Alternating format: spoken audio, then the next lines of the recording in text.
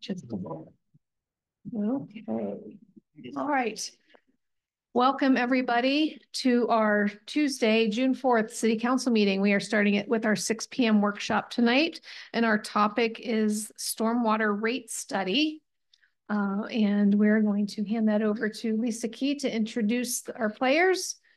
And I will just note for the council member Kurtz has a family event for her daughter tonight, so she will not be joining us. We can do the excusals at the 7 p.m. Good evening, Mayor and council members. So we have online today panelists from our parametrics team that include KJ Hanley, Paul Fent, Ariana Frender, and also Jennifer Tavansis, who is with Raftellus, who is leading the rate study piece of our stormwater master plan. And with that, I'm going to turn it over to KJ. Paul. I'm going to turn it over to Paul. Sorry, Paul. Hello. Thank you, Lisa. And so tonight we're going to talk a little bit about, we've heard about the stormwater program a couple weeks ago, and tonight we're going to talk about a specific element of the stormwater utility and stormwater comp plan, and that's the utility rate study. Next slide, please.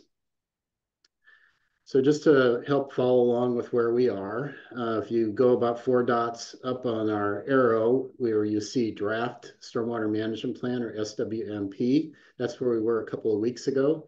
And then we had the council meeting or the workshop before that. Today we're on the red part on the top, which is the rate study. So that's where we are right now in the plan. And so after we talk about and get some, have your input and feedback on the rate study, we'll be able to take that and prepare the implementation plan and then finalize the stormwater master plan and have established your preferences for your utility rates. Next slide. So I'm going to introduce this and set this off and then turn it over to Jennifer. But if you recall from the last few weeks ago when we went through the plan, and then even before that, a few months ago when we talked about the capital projects, what we do in a stormwater comprehensive plan is prepare all your needs and evaluate what your needs are. So what are the things that you need to build? What are the things you need to fix? What are the things you need to do day to day? What are the things you have to operate and maintain? All those things and the resources that it takes. And all those things take revenue and resources in order to implement those. And so the other half of stormwater plan is the revenue stream and where you're going to get those revenues. So I'm going to ask Jennifer to introduce herself briefly and to talk about the rate study that will be the utility and the fee part of the stormwater comp plan. Great. Thanks so much, Paul. Hello, everyone. Good evening. My name is Jennifer Tavansis. I work with Raftellus Financial Consultants, and my firm does all manner of management consulting, but we have our roots really in utility financial planning and rate making, and stormwater utility kind of development and financial support. So I've certainly done lots of experience in projects such as this, and I'm very pleased to be able to be working with you all in the parametrics team on the stormwater master planning project. As Paul mentioned, we are responsible for the rate study portion of the master plan.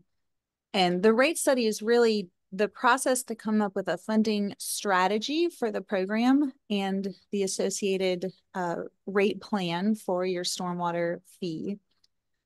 So we'll walk through this in some detail, but as kind of a high-level overview, the process was to incorporate your operation and maintenance and programmatic and capital costs from the stormwater master planning effort, project those costs out over a planning period. So thinking about inflation and changes to level or extent of service and other changes that might occur over the planning period, understanding and projecting units of service. That is your sort of development and growth that is the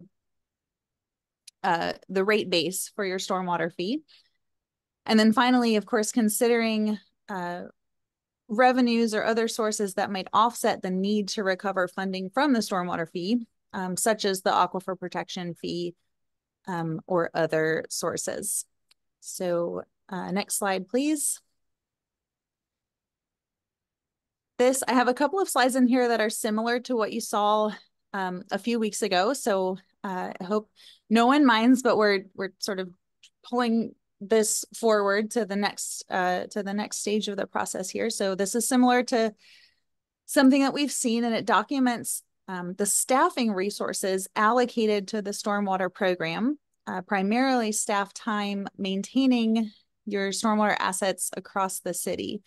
Those assets require regular day in and day out maintenance, like mowing, cleaning, repair, inspections, and it's your staff and your staff time that kind of makes up those costs. So the cost estimates for each of these activities was based on a workshop between parametrics and city staff that included street operations staff who do much of the field work, where staff came up with kind of hourly estimates by season for these activities based on historical effort. And we applied those sort of fully loaded hourly rates to come up with the total annual costs in 2024 dollars, that is. Those staff maintenance related costs come out to about $77,400. In addition to those, there are just a couple of other kind of professional service and vendor costs. The first is a program enhancement related to waste disposal, which would be a new cost to the stormwater program beginning in 2025 of about $10,000 a year. And the second is a master plan update, which feels a little silly because we're in the middle of the current master plan, but it's certainly good practice and a recommendation to update that master plan about 10 years from now in order to just, keep up with your infrastructure needs and investments, and make sure the system continues to be in good working order into the future. Next slide, please. Excuse me. The Stormwater Master Plan also identified and estimated costs for needed capital projects. Mostly these are to add or rehabilitate stormwater infrastructure like dry wells. Aside from the Apple Way overlay project that you see at the bottom of this chart, the rest of these are not projects that are already in the capital facilities plan. For the Apple Way project, this is just the portion that's allocated to stormwater. And these projects total, as you can see at the bottom there, $1,345,000 in need over the next 6 or so year period. We talked a few weeks ago, I think, about an important part of this process being establishing the timing of these projects. And of course, the price tags are fairly large, so they have an important influence in the rate making process. We actually did the rate study for 2 different sort of capital prioritization and schedule scenarios. So we'll have a chance to look at those 2 scenarios and the impact that kind of making one decision or another has. But I think it's worth pointing out this is kind of the most influential piece of the program cost-wise. And then on top of those sort of discrete projects, there are a couple of programmatic capital investment that are recommended. The first is swale improvements.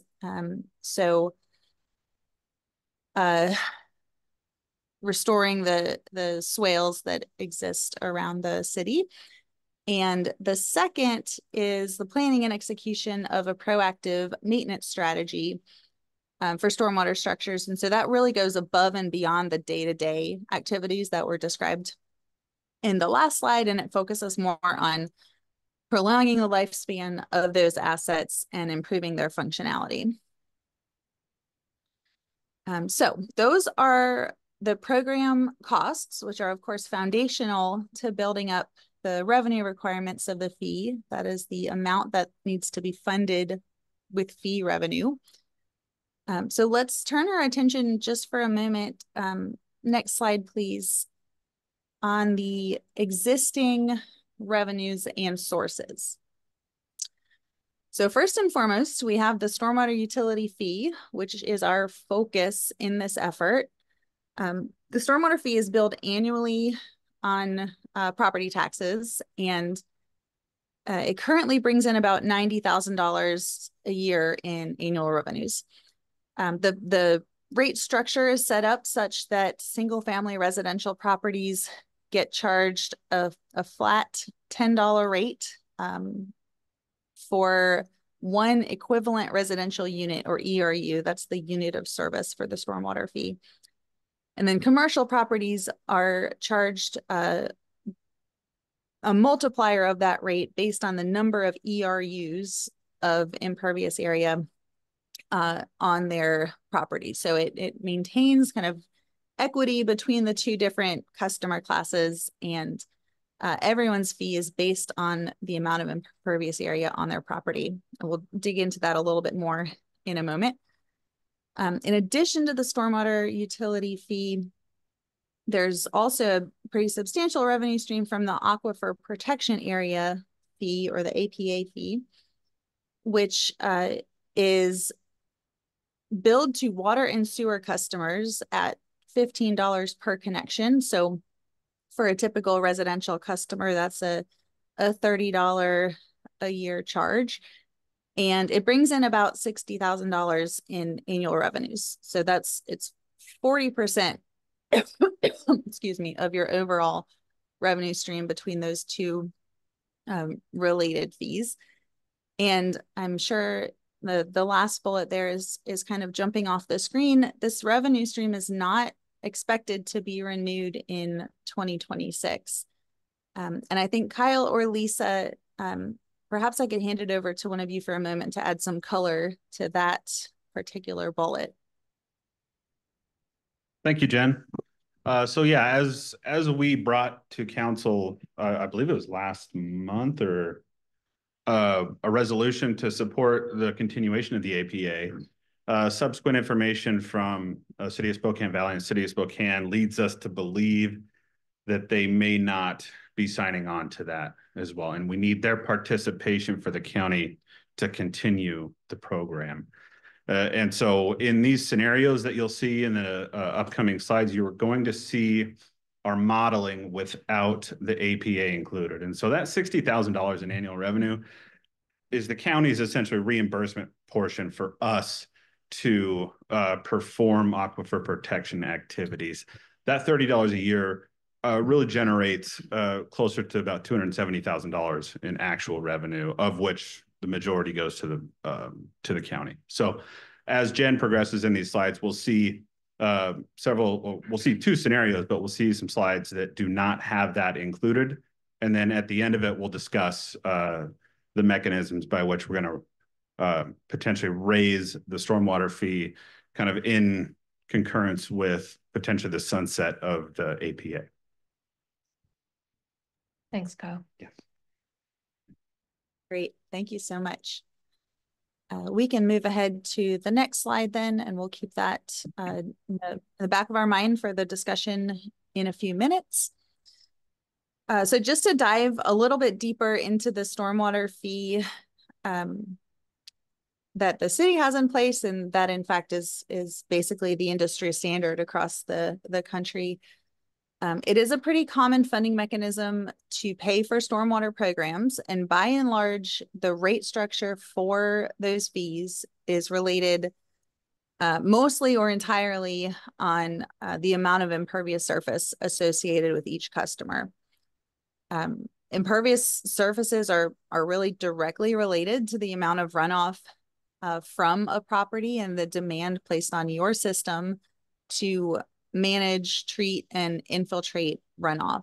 And those, that demand and the maintenance of that system is underpins the cost that we're talking about through this master planning effort. So it really does represent a fair way to recover those costs. All right, next slide, please. Again, this is a slide you saw a few weeks ago, and I think it's a helpful point of comparison as we start talking about the rate plan. The city's fee was set up in 1992 with the $10 per year rate that is still in place today. If it had simply sort of kept up with inflation, that rate would be over $22 today. When compared to your peers in the region, as you can see in the chart here, we do see that you have the lowest rates, even among peers without MS4 permit obligations. And we talked about the city not being subject to those requirements a couple of weeks ago. A couple of other communities are not either. They still tend to have bigger stormwater fees. Now, there's nothing good or bad about being on the lower side. Every community has their own program, their own individual needs and costs, and different types and degrees of development from which to recover those costs. So this is merely a point of comparison, but I think it's a helpful one in thinking about the rate plan and where you might need to be with your own needs and costs and development and so on, and how that would still compare to your peers here. Next slide, please. Just want to point out one notable case study among your peers, which is that of Spokane Valley.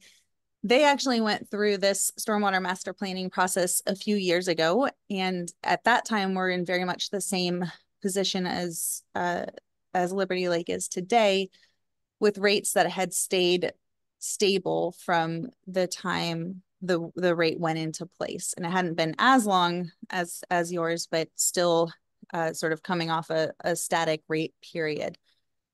At the time that they did their master plan and rate study, they did pretty drastically increase rates, as you can see in the table at the bottom there, between 2022 and 2023. And that was really to more sufficiently fund the program and to be able to be proactive about maintenance and system renewal. And they actually went so far as to adopt a multi-year rate plan to ensure that they're putting into place a program that would be supported over the longer term. So this is just another, point of comparison as one of your peers went through this process. Next slide, please. All right, just a little graphic to kind of pull the pieces together here as we dive into the scenarios. We've talked about the operating capital requirements, funding sources. I mentioned that we did project out growth in the city as additional customers to the stormwater system, but with growth comes an increased sort of level of service and more infrastructure to maintain and so on. So those are both built into the plan as well.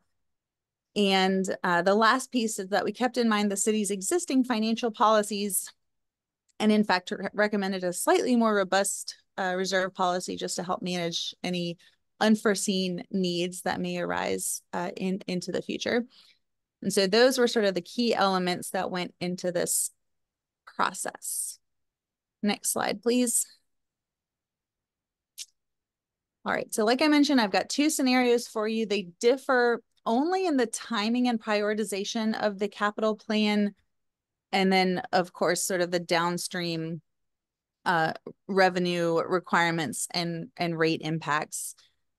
The first scenario is one where the capital projects are really front-loaded into this year and next, just to take care of the most immediate infrastructure needs and leverage opportunities to do these projects efficiently and effectively as other projects are taking place in some of the same regions.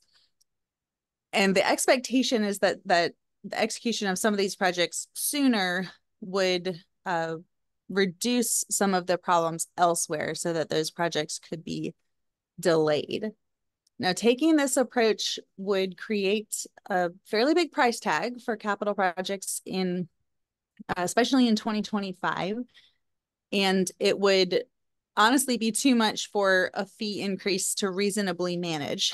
We think about the 90,000 and the 60,000 that are coming in now, and then sort of compare that just to the capital elements. There's sort of an order of magnitude difference there.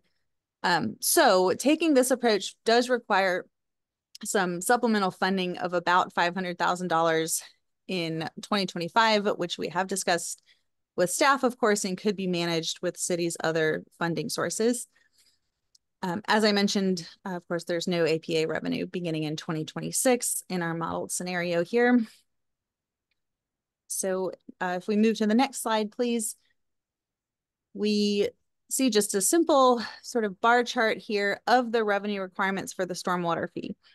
Now, this graph already has the $500,000 removed, but it's still pretty substantial costs in FY25.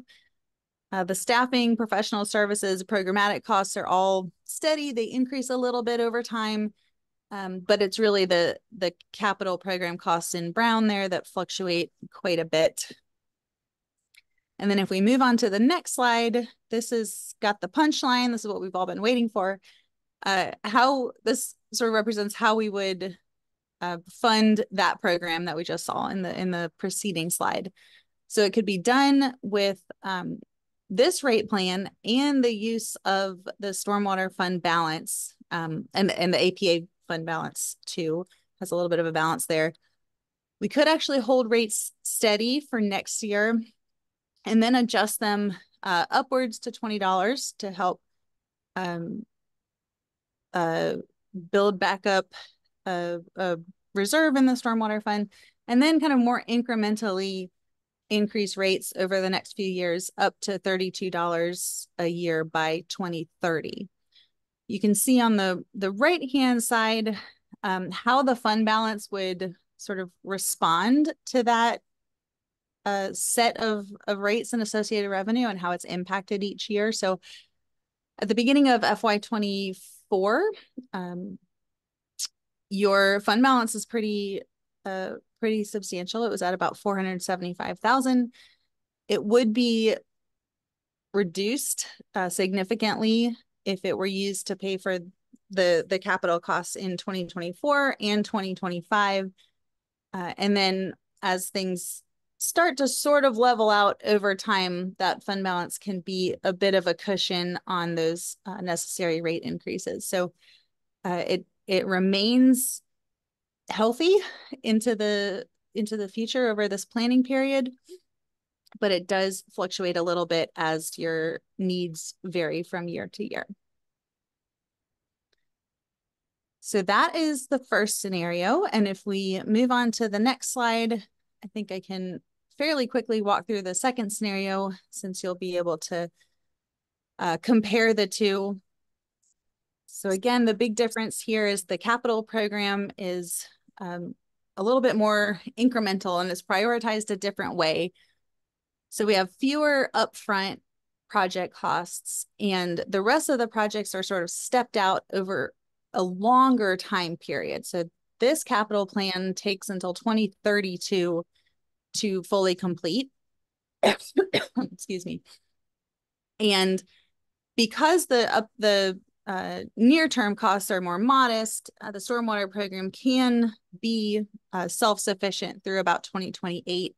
It does require a little bit of additional funding to avoid a significant rate increase at that time, but that funding would only be on the order of $150,000, which is far less than scenario one and further out in the future. But again, it takes longer to get these projects done. Next slide, please. Just for parallelism, I've got the revenue requirements slide here, so you can see it takes on a slightly different shape. It's not wildly different, but this does only show through 2030, and there would be some more capital needs to be recovered in the next few years. And then next slide, please. Here's the rate plan associated with this second scenario. Like the first scenario, we start at $10 and we stay there for this year and next, and we end at $32, but the incremental increases are larger, and we sort of get to that $32 mark faster under this second scenario. And doing so allows us to pay for the capital costs that occur in 2028 to the degree that seems reasonable, with a little bit of that offset. So we're sort of building up to that target, and then the $32 rate should be sufficient over a couple of years.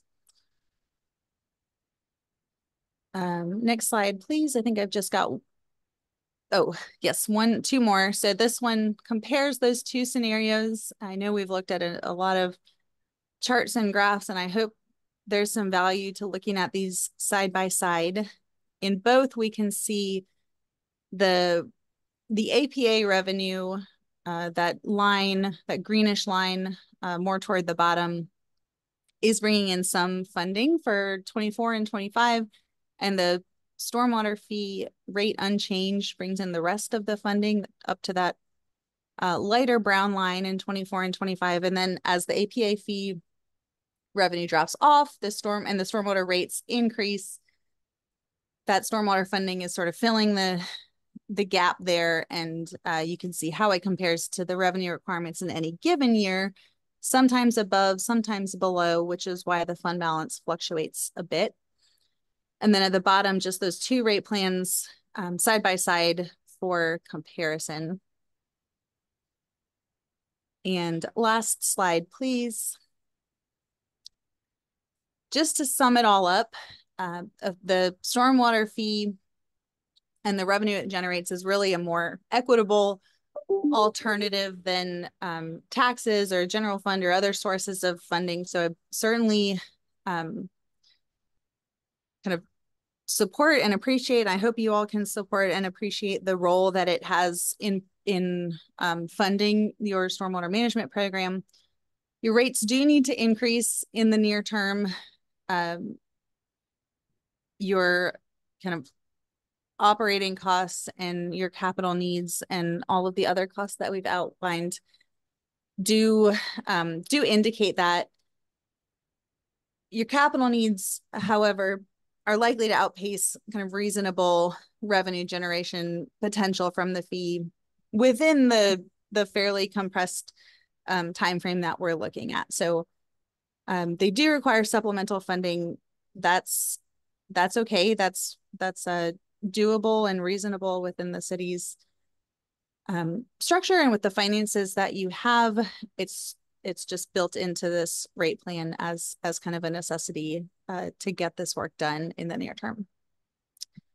So I think that is my last slide. Thank you all for your attention. And I suppose, Kyle, I'll turn it back over to you to kind of wrap up. I appreciate it. Thank you so much, Jen, for all that information. So Evan, can you navigate back to slide 16?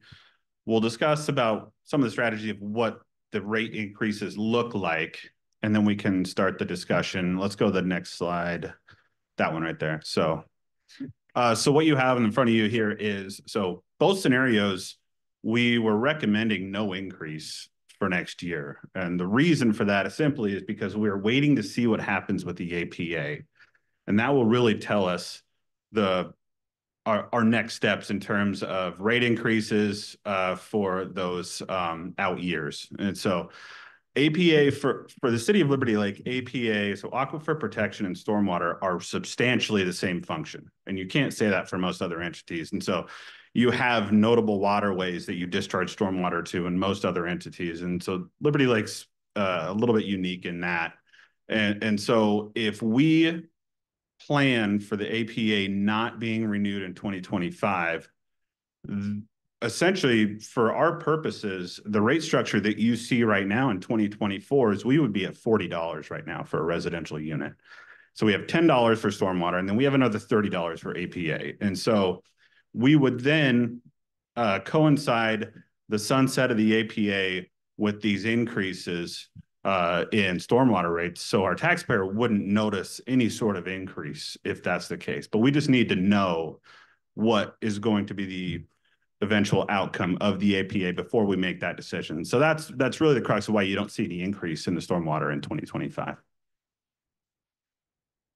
And so the essential difference between scenario 1 and scenario 2 is we're front loading scenario 1 with some help with either the general fund or the real estate excise tax funds to knock out some of these bigger projects now.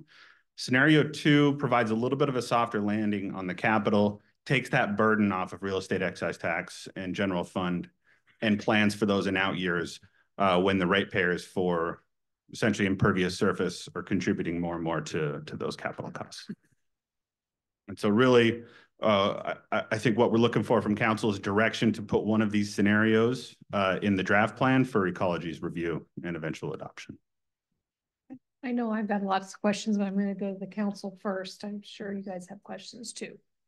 Mayor Pro Tem. Yeah, I've got a ton of questions here, but I'll try to narrow You them do down. one at a time. Yeah. Kyle, I guess one of my concerns in looking at this, and one of the things that I expressed in the last council meeting, was not getting in the same situation where we've been in over the past 30 years, where we've kept the rate at 10 right, and it hasn't changed at all. So looking at this, either scenario 1 or scenario 2, as far as the rate number, it seems to me to be very uneven. I mean, we increase it a couple of years and then it stays flat. And then from my understanding, correct me if I'm wrong, part of the reason that we're doing that is because we'd revisit it in 2031, did it say, or 2030?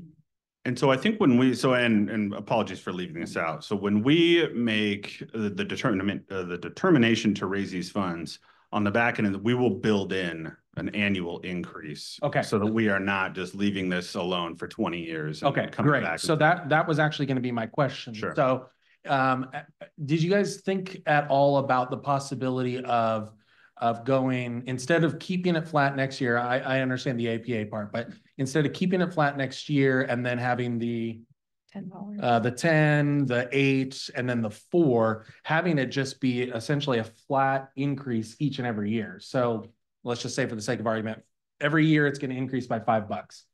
And that's from here until, you know, the 2040 council decides to do something else with it. So part of the reason I asked that is hitting on what I mentioned earlier, but also because then it becomes more predictable for folks in the city that every year it's just going to be a $5 increase in it. Was there any thought to that? Yes, absolutely. And so I think the reason why, and this was my recommendation, and so Raftellus had their own set where it was 15 next year. Mm-hmm. And so I think the APA is going to tell us how to act, and we don't know the answer to that yet. And so we have the potential to recapture upwards of, you know, $270,000 if our rates aren't going to change, if we apply the APA fee structure as it currently sits to stormwater. So we have a mechanism in place, depending on what that outcome is, to make up ground very quick if the APA does indeed go away. And so to that, absolutely, we can build in a $5 increase next year and start building up that reserve. My only, I guess, caution against is we may not need to. Yeah. Okay. Next, Councilmember Dunn, then Councilmember Ball. How was APA funds applied in the past? So for ours, it was street sweeping, and yep, and so it's just that core activity essentially. And it looks like from the charting, about between 30 and 32 is a sustainable level to the 5 to 7 year coming that horizon. Yes. Yes. Okay. Councilmember Ball. All right, so just to be clear, so we cannot participate in the APA if the valley and the city do not. Is that correct? Is that what I heard? Essentially, the county will not proceed without their support. Linda, can you get closer to your mic, please? Sorry. Sorry about that. Okay, so it concerns me. I don't want the aquifer polluted. You said the stormwater plan would substitute for? So our activity in the APA is what other entities would consider stormwater management. So they would treat any stormwater runoff that would go into a waterway a different way. And so we're treating it as it's an infiltration into the aquifer as the APA would anyways. So it's substantially the same function. Okay, and the young lady giving the presentation, she said that this is not a tax, but it still is. I mean, by raising the rates, because it's included in the property taxes, right? Yeah, so the county implements it, you see it on your property tax bill, Right. and it's billed at a monthly rate. But yeah, there's a difference between a tax and Yeah. a fee, though. You're That's right. what she was saying. Yes.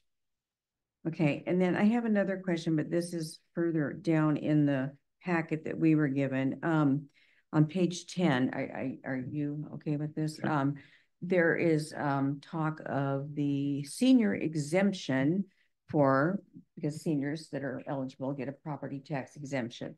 Okay, so it talks about this on page 10, and I have a heart for seniors, so I would like to know then why it says later on page 26 that there is no adjustment. So what's the story there? Do the seniors, vulnerable seniors, get an exemption?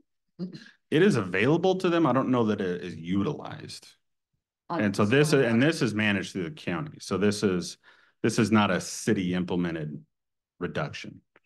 Oh, well, right, I understand Sure. that, but okay. So when the senior applies for the senior exemption on their property taxes, are they automatically getting the exemption on the stormwater portion? I would have to reach out to the county and get Okay. confirmation on that. All right, thank you. The answer is no, because although it's being assessed and levied with the property tax bill, it's not part of the property tax levy. It's a separate fee. And it's not part of the county's assessed property tax levy. Okay. I'm sure there's more. Councilmember Spencer and then Councilmember Van Orman. Yeah, thank you. What was the determination on the difference between either scenario one where we put down 500K or the other 150? How did we land on those two numbers? So essentially that is what we would we would exhaust essentially the stormwater fund. But that's essentially front loading Sprague Avenue. And so I think that was in total 480,000. So that was substantially all of it, was constructing Sprague Avenue with the additional stormwater infrastructure needed in 2025 versus spreading that out into an out year. Then the total for these projects that are forecasted was the 1.3 something. Correct. Yeah. Okay. Okay. Councilmember Van Orman. Well, my question was basically on the capital and the swell improvements. Sounds like you got it pretty much nailed down. Well, we're in a unique position with the APA. And so this is very coincidental that we have the potential sunset for a substantially similar activity and revenue source to then apply to stormwater. And so I think we take full advantage of that once we know the outcome. Makes sense. Thanks. All right, hold on. Councilmember Kennedy, do you have any questions before we start back around? Thank you. Okay, go ahead, Councilmember. Mayor Pro Tem. Two quick follow-ups, Kyle. One, when did you say when we're gonna get the final determination on the APA? It's going to be probably guesstimates and conjecture as we get into next year. So they're not putting it on the ballot from my understanding this year. Is that right? And so their last chance is next year before it sunsets. And so we have heard from Spokane Valley that they are not. And essentially we are anticipating that the city of Spokane is not going to, because they have other things going. Okay. And then second question, can we get a copy of the PowerPoint? Absolutely. Yes. Okay. Anybody else have follow-up? So I've got a couple of my own before we go ahead. Councilmember Dunn. So material action on this really would be FY25. Correct. Okay. Any other council questions? Okay. So question with regards to the capital improvement slide with the spots on Nyland, Sprague, and Sprague and Moulter, is there any county participation in that, or is everything on our side of the street?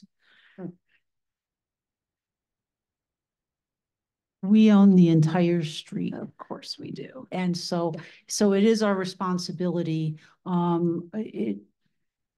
we've ignored the problem for many years because that section of the roadway doesn't serve any of the city of Liberty Lake. It serves totally the county golf course and the county and the people that are in the unincorporated county. And I think that that's one of the reasons why we've ignored Sprague for so long, but we can't really afford to any longer. And when we do the improvements to Sprague, the stormwater improvements are also going to help us preserve that investment so much longer. Yep. And And it so makes that's, sense to do all of that at the same time. yes, Totally there's get also that. economies of scale Yeah, in bidding it absolutely. together. Okay. So So what can we do to give that road back to the county? That ship sailed, huh? Oh, okay, just worth a shot. Councilmember Ball. Oh, Lisa, I just had a question. So it's all going to be done at the same time, the stormwater and the road for the Sprague project? It's possible that we could separate them out, but it doesn't make much sense to Right. do that. Okay. And that's one of my concerns is the longer we delay it, the more significant the expense to repair it is. Yep. Thank you. Great.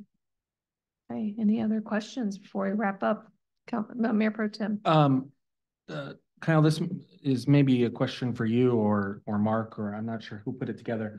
It was, I think, slide 2 or 3 that had the hours and total costs that is assumed. Can we go back to it? And it was 2,346 for the hours, and then 77,402. Yeah, all right. Yeah, for the cost. Is this based on this year? Is this based on a projection of the future? This is based on a projection of the future to eventually stand up this activity on its own within this fund. Got it. Okay. Thank you. Right. Right. There are no more questions? And so with that, I think not needing any real decision, if there's direction that we could come to some informal consensus on to put in the plan, is there a preference on scenario 1 versus scenario 2 for us to include in the plan? It's going to come back to us for final approval. In my view, I would say the most conservative approach, and then we can always tweak it from there, because personally, I like to look at the worst case scenario financially, and then we can go from there. I don't know how everybody else feels. Not my decision. I'm wondering, Kyle, I don't want to make everyone do more work, but regarding the consistent step increases, is there any way we could just have someone run a number on that? Yes. Just to see how much it would provide us? Yep. Okay. Absolutely. But I mean, if we've got the cash to do it, obviously, I think it makes the most sense to do it up front from my point of view, but I don't know that we've got the cash right away and have that answered. And my bigger concern would be, do we have the time, the personnel, and the capacity to manage that in 25? I think that's the bigger barrier. I'd like to speak to that. So that is probably the most important project that we're going to do next year. We already have it in design. Super. And we're going to be ready to bid it at the end of the year. So that kind of pushes us our to the capital first. facilities plan. It's our transportation Yeah. improvement plan. We will be needing to change those if we change the timing of those projects. Yeah. So it sounds like that kind of pushes us to that first scenario. Is that a correct statement, Kyle? Yes. Councilmember Spencer. I don't know off the cuff, what was our projected ending balance in the general fund for this year? I'll have to double check. I believe it was 5.6. Yeah, so I'm just curious how much we can throw at this since we've put it off for so long. And, you know, if we've got that much extra in the general fund, perhaps we consider that the taxpayers have already paid for it and let's move forward. So Absolutely. And then we would, and I think I had initially earmarked real estate excise tax for that. But we can have that discussion kind of as we get into budget season. And so to follow up on Pro Tem Cargill's point, we can put together some incremental increases starting with $15 in 2025. Is that the request I'm hearing? Yeah, well, that's just my request. I don't know if Okay. it's the request of the rest of the council. I'm just trying to get an idea if we were more consistent on the numbers. I think that's going to help us on the front end, but I also think that it's going to put us in a really good position on the back end. If we're up to 35 or 40 by 2030, we're still way below all of those other cities. Yeah. So Excellent. Okay. As project manager for this project and recognizing that we have a grant and that Ecology has generously extended for 90 days, but they need 45 days to review our draft plan. I'd like to request that we could bring this back, those additional numbers at the meeting, the June 18th meeting for another workshop. Thank Looks you. like you're getting nods on all of that.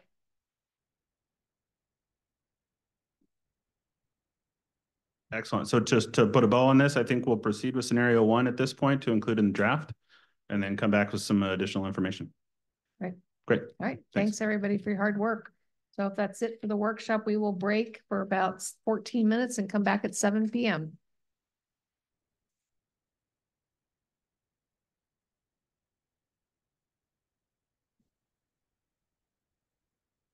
Uh-oh.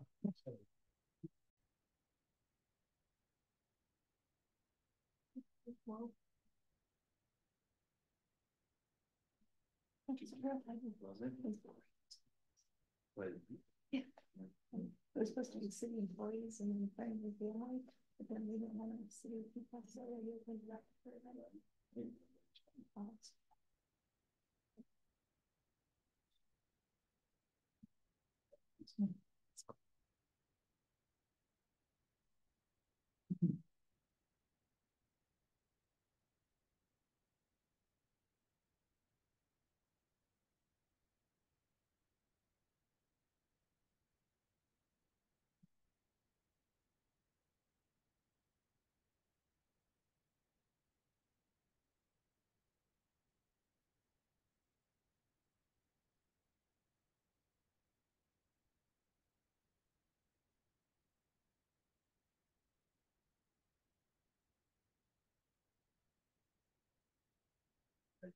It didn't say it was recording.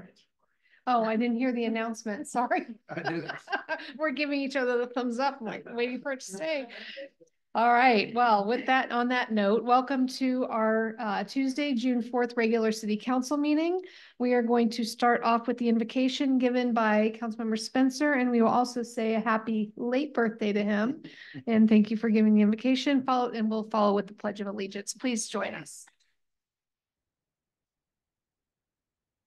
Our Father in heaven, we are grateful unto thee this evening for this opportunity that we have to gather together and discuss the issues of the city. We're thankful for the wonderful blessing it is to live in this area and for the freedoms that we enjoy in this country. And we're so thankful for the chance that we have to counsel together and work through the different issues and come to a consensus. And we pray that thy blessing may be upon these proceedings, and we pray for these things in the name of Jesus Christ. Amen. Amen.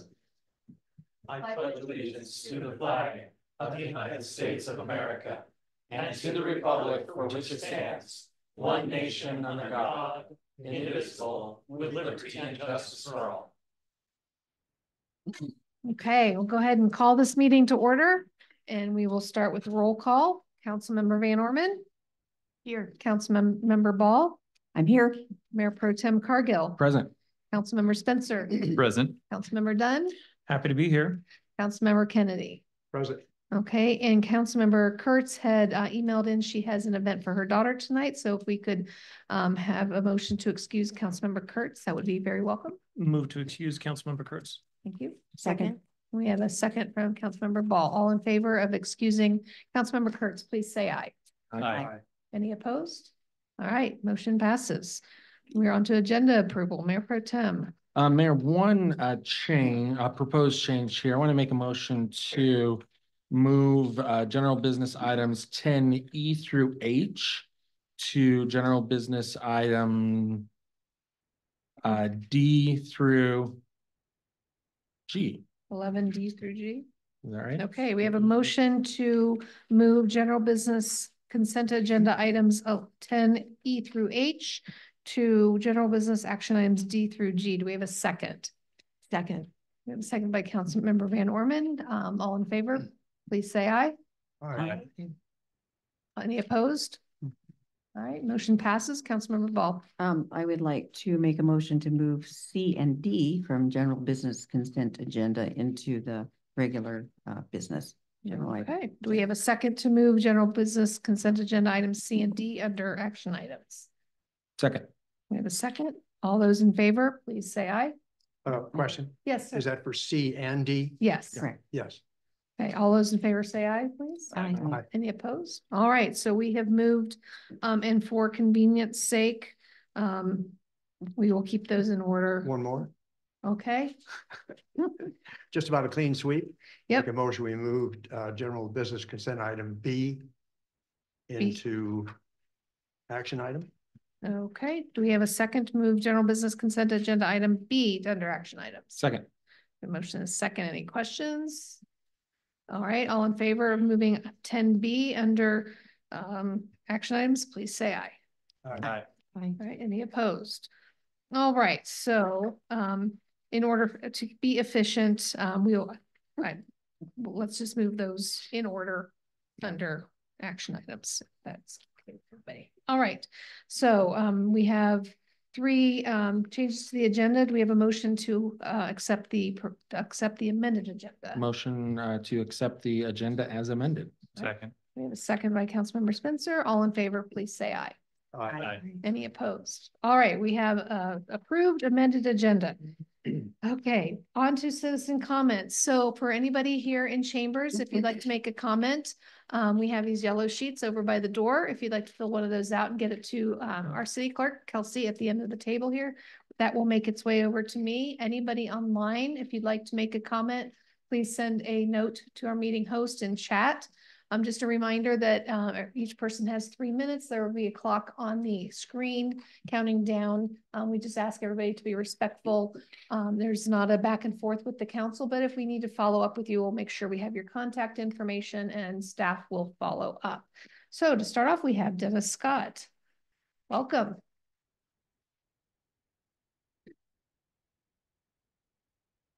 Good evening, Mayor and City Council.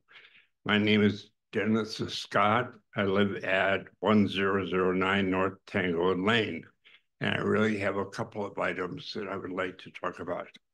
The first one is I would hope to see the sidewalk plan. I'll look at the feasibility of creating a sidewalk along Country Vista from the trailhead to Eagle Bend. I've seen elderly people walking along in the bike lane to access the residential area, and it's just not the safest. My second item is related to the stormwater plan. I watched the presentation online and again this evening, and I believe part of the problem is the design of the access into a swale. Some of the access points are just curb cuts, and then the grass grows up and blocks the entry into the swale. And when this happens, the water either ponds or travels to the next access point. And when that happens, that swale is not designed for the additional water. I believe 2 things should happen. One is that the overgrown grass needs to be removed so water can enter the swale. And the other thing is that I believe the design requirements should be changed to require that a sloped apron needs to be constructed so that any grass grows up does not impede the water from entering the swale. If a swale needs to be reconstructed, I would hope that the cost of the reconstruction of the swale should be shared between the city and the HOA for those swales that are in HOA boundaries. And the only other comment I would make is regarding the plan that I saw this evening, is that ERUs, the map showed, or the drawing showed, water being discharged from houses through the downspouts into the street. And I would suggest that any of the newer construction, maybe not even the newer, maybe something that's even 10 or 20 years old, the downspouts are pushed into the ground to where no water other than the driveway and sidewalks actually enters the street. And that water that enters the street in residential areas goes to swales that are maintained by the HOA, supposedly. So I'm presuming that the rate that people are going to pay is really being paying for any of the swale improvements along public streets. Okay, my only and final comment is that dry wells very rarely, if ever, receive water. So I think that if somebody pulled the I need to stop you. Your time's up. Okay. Sorry. Thank you very much for coming. I took some good notes. All right. Do we have anybody else in chambers who'd like to make a comment, or do we have anybody online? Nobody online? Okay, just keep in mind that we will have another chance at the end of the meeting for general citizen comments and a couple of spots during our resolutions for citizen comments. So we will go ahead and move on to announcements, proclamations, and special presentations, but we don't have any. So we'll move on to reports and inquiries. We'll start with city council reports. Would anybody like to provide a city council report? Ooh. Go ahead, Councilmember Ball. Oh, well, a couple of things. So I've done the farmer's market the last 2 Saturdays. Memorial Day Saturday was very, very slow, and it was very windy, and I thought the tent was going to cave in on us, but it didn't. But last Saturday was a lot busier, and people have asked a lot of good questions. They love the maps, love the maps. A lot of people picked up literature about the library sale and the soiree. So yeah, it's good. The other thing is I went to, oh gosh, the City Academy when they did the Public Works building tour. It was really fascinating. It's a great building. We have some really great equipment. Sat in the big thing, whatever it is. They call it the big boy. And I think everybody The snowplow. Huh? The snowplow. Yeah, but it's huge. And he said it took only 2 people know how to drive it because there's all these computers and mirrors, and it was really quite fascinating. Oh yes, and the employees, the guys there are thrilled to have an indoor bathroom. So, and the shower too. So yeah, it was great. Glad to hear it. Okay. Councilmember Dunn. Just that the Liberty Lake Kiwanis have finalized the movie schedule, and we're going to have a print insert in the splash for the month of July. So you'll have something to put on the fridge. I thought I saw one today. Was there one in the June version? I know it's coming. So yeah. So yeah, we're ahead of schedule. So I was happy to see that Goonies is the first movie. July 3rd. Yes. All right. Any other council reports? Councilmember Kennedy. Thank you, Mayor. Yeah, I'd like to make additional comment on the farmer's market. It was well attended, sort of slow when it started off, which is kind of unusual. It seemed to be between 9 and about 11 is when it's the busiest for that period of time. I just want to point out a couple of things when it comes to farmer's market. Farmer's market is an outstanding program that the city puts on and sponsors, and is well received by individuals within the city and outside the city. Stocking that booth or manning the booth is strictly a volunteer situation. We encourage any council members to be able to be there, anybody from the different committees is to volunteer for something like that. We've had pretty good participation over the years. I know for many years, it comes down to like only the 2 or 3 who are always there. And the reason that is because we just don't get the volunteerism. But I'm excited to see that we've got a lot of organizations now with community engagement, Parks and Art, Planning Commission, and library trustees that could fill this capacity. Now, what was mentioned is that because of the size, we have to be careful not to get too many people in there, but also we have to be careful not to get enough people in there on it. I know it's put across as that the idea is to have 2 elected officials in there, somebody from community engagement, and then somebody who's invited. I'm not comfortable with that. For the simple reason is that we have not only community engagement organization, we have Parks and Art, Planning Commission, and library trustees.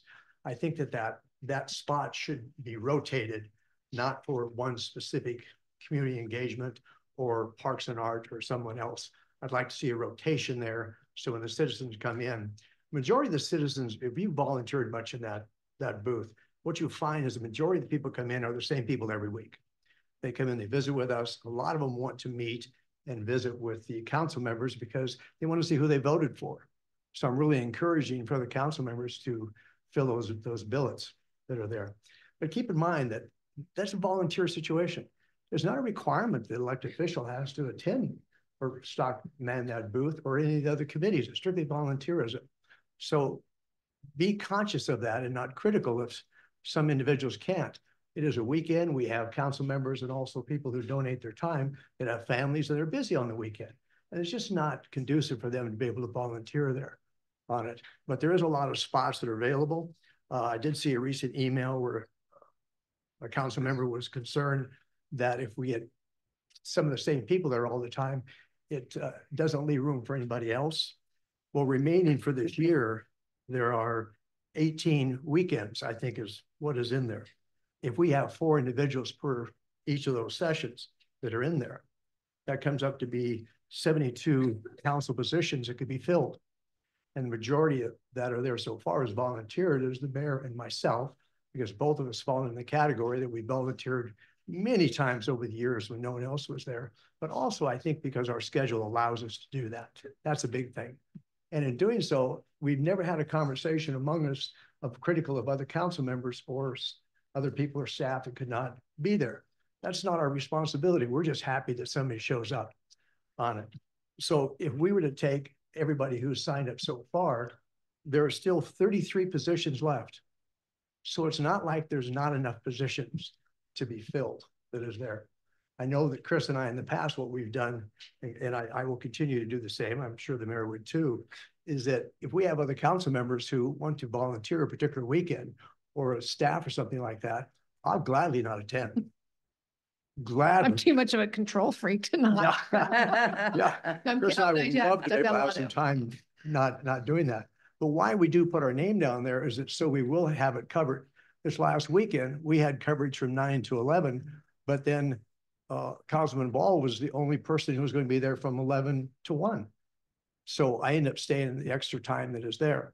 So it's not like we don't have enough spaces. So for council and also staff. But I'd like to finish with, I do feel we need to put the emphasis on having representative there mixed between community center, Parks and Art, Planning Commission, and Library trustees on it. Because for Parks and Art and Planning Commission, these individuals not only operate on a budget, but they're ones who come forward with recommendations to the council for us to act on. Great program, though. Great program. Thank you. Right. All right. Any other council reports? Go ahead, Councilmember Van Orman. Well, I think it's time that we start with the Liberty Lake Lions Club. They are starting out their campaign for the brick that keeps on giving. This is a chance for the community to make their mark and recognize a loved one or first responder, basically something to last a lifetime. And it'll all be inside of the pavilion. I'm doing really good. The Arboretum down in so Nature's Place at Meadowwood. So all that information is going to be here at the City Hall, the library, and more things to come. Great. Thanks for putting that together. All right. So I apologize for not being here at the last meeting. I think stress got the better of my head for a short period of time with moving, but all's good and everything's in one place. So a little bit longer mayor's report tonight because I wasn't able to report last time. So earlier in May, I was able to attend the AWC Small Cities Connectors. It was held in Medical Lake. And of course we get there and the CEO says, well, you're not a small city. I'm like, I'm small enough. But it's always a really good chance to meet mayors and council members from other cities in our district, which is District 1. The emphasis on for that meeting was very, very interesting and sad at the same time. The mayor of Malden, as well as Mayor Cooper from Medical Lake, we're talking about the fires. So Malden was, I believe, 2020 wiped out the whole town. And, you know, the things that they've learned from those things, you know, Malden, you know, wiped out all of their operations. You know, they had no city hall, they had no fire trucks, they had nothing. And they were donated a fire truck. And at this point, I can't remember exactly what the issue was, but because the fire truck, somebody out here can probably tell me, wasn't kept inside, it couldn't be used. So they were able to get grant money to build a temporary structure to keep the fire truck in. I don't know what the special thing was with the fire truck, but those things that we don't think of. And, you know, I always think around here in Liberty Lake, you know, most everybody has a yard sprinkler system. Well, you know, the mayor of Malden's comment was, well, you know, everybody turned theirs on, but then once the house burns down, it's still going. And so that's sucking the water out of the supply and, you know, reduces the pressure that you can fight fires with. So it was very, very interesting discussion. And they're still building back. And, but the follow-up to that is at this year, and I'm sure that's not the reason why, but this year at one of the final sessions at the AWC conference is a presentation by FEMA on National Incident Management System. It's an overview for senior officials. So I know I'll be going to that. I know Councilmember Kurtz has signed up for that one. I don't know if Councilmember Kennedy did or if Mark did either, but that is available for us to sign up for. And I think it's really important that we stay up to date on what those programs are. So looking forward to that session in particular at the conference. The Public Safety Awards breakfast was held on the 16th. Valley Fire was there along with Liberty Lake PD and all our other surrounding jurisdictions. And it was just a great way to honor our first responders and in particular individuals from each agency. Kind of our alphabet soup of committee meetings that I went to. Did hear a really great presentation from the president and CEO of the Association of Washington Businesses at the GSI Leadership Advisory Council quarterly meeting with projections and really interesting hearing the opinions of the people in the room who are business owners in the Spokane area when we were doing some polls versus the statewide results of some polls on the business climate and what Spokane feels are their issues versus statewide.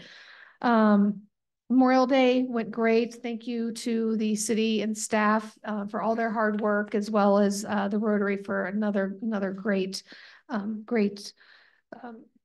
event. A really nice story. I don't know, you guys have probably heard me talk about Marty Duche, who's a 91-year-old veteran who lives on the north side of Liberty Lake near Selkirk Middle School. And we've brought together some volunteers at the last minute on several occasions over the last year or so to help him out either with his yard or spreading tons and tons of gravel in his driveway. But recently he was hospitalized and in critical care for a couple of weeks, and his daughter flipped from California, and so we helped him out again. But he was well enough. Tom Sahlberg, former council member, was able to get him to the Memorial Day breakfast. And you could just see that it made his year to be there to hear the stories and hear the presentation. And, you know, because, you know, I know he lost, you know, friends in the Korean War when he was there. And we continue to get the community together to help him out. But just to see the gratefulness on his face being at that event, it just made the day. And he was able to reconnect with Tim Fitzgerald, who was the keynote speaker. He was able to help him out with some personal things from the clerk's position several years ago. So it was nice to make those connections. Great event, always. We've had a presentation here by the Building Ohana Group, and Councilmember Dunn is on the board. I found that out last week. So there was a Designing Ohana dinner last week. So I'm really excited to see some things moving forward with that project. If anybody wants some additional information, I'll send them Councilmember Dunn's way. But we're looking forward to that, getting some more traction here in Liberty Lake. Saturday was the Brett's Marine flag raising. And just so everybody knows, you know, we always thought that the Harley-Davidson flag was, you know, the end all be all when they were here, and then Camping World moved in. And then I found this out during my leadership class. So I met the project manager for Western States CAT. Their flag is a foot taller than Camping World, I found out. Well, the Brett's Marine flag is 10 feet tall. The pole is 10 feet taller. So what an amazing sight. What? I know that. But what a sight, coming through Liberty Lake here and seeing the banners and the flags up in town for our to honor our military, and then seeing the great display of flags as you go down 90 and go through Liberty Lake. So it's very impressive. Couples other small things. Legacy Church had their 3-on-3 basketball tournament. And I'll just say there's a rematch between Fire and PD this coming Saturday at the dedication at Pavilion Park, because Fire's up 2-1 for the last 3 years. Pastor almost messed that up in church on Sunday, and we all corrected him. And then we had the city's Glow Golf event on Friday. Hopefully next time we do it, we'll have some more city employees come out. We had a handful, but it was a great event. The glow and dark balls, and my team on the very last hole, a guy hit it into an evergreen and it didn't come down. And so for the rest of the night, there was a single Christmas ball in the top of that evergreen tree. I don't know how long it took it to burn out. And then upcoming, we have the AWC conference. So anybody else who'd like to go, make sure you go with Kelsey and she can help you sign up. Hotel rooms are getting hard to find. And then we've got, this was very interesting. I got a ribbon cutting notification from GSI, but not Valley Chamber, for a company in the Portal building, which is across from the athletic club, Univision Computers. They're having their ribbon cutting tomorrow at 3:30 in the upstairs conference room that's called the Micah Peak Room. And so I had put on 2 different hats because they're also my customer at Tier Point. So I'll be there in both capacities to welcome them.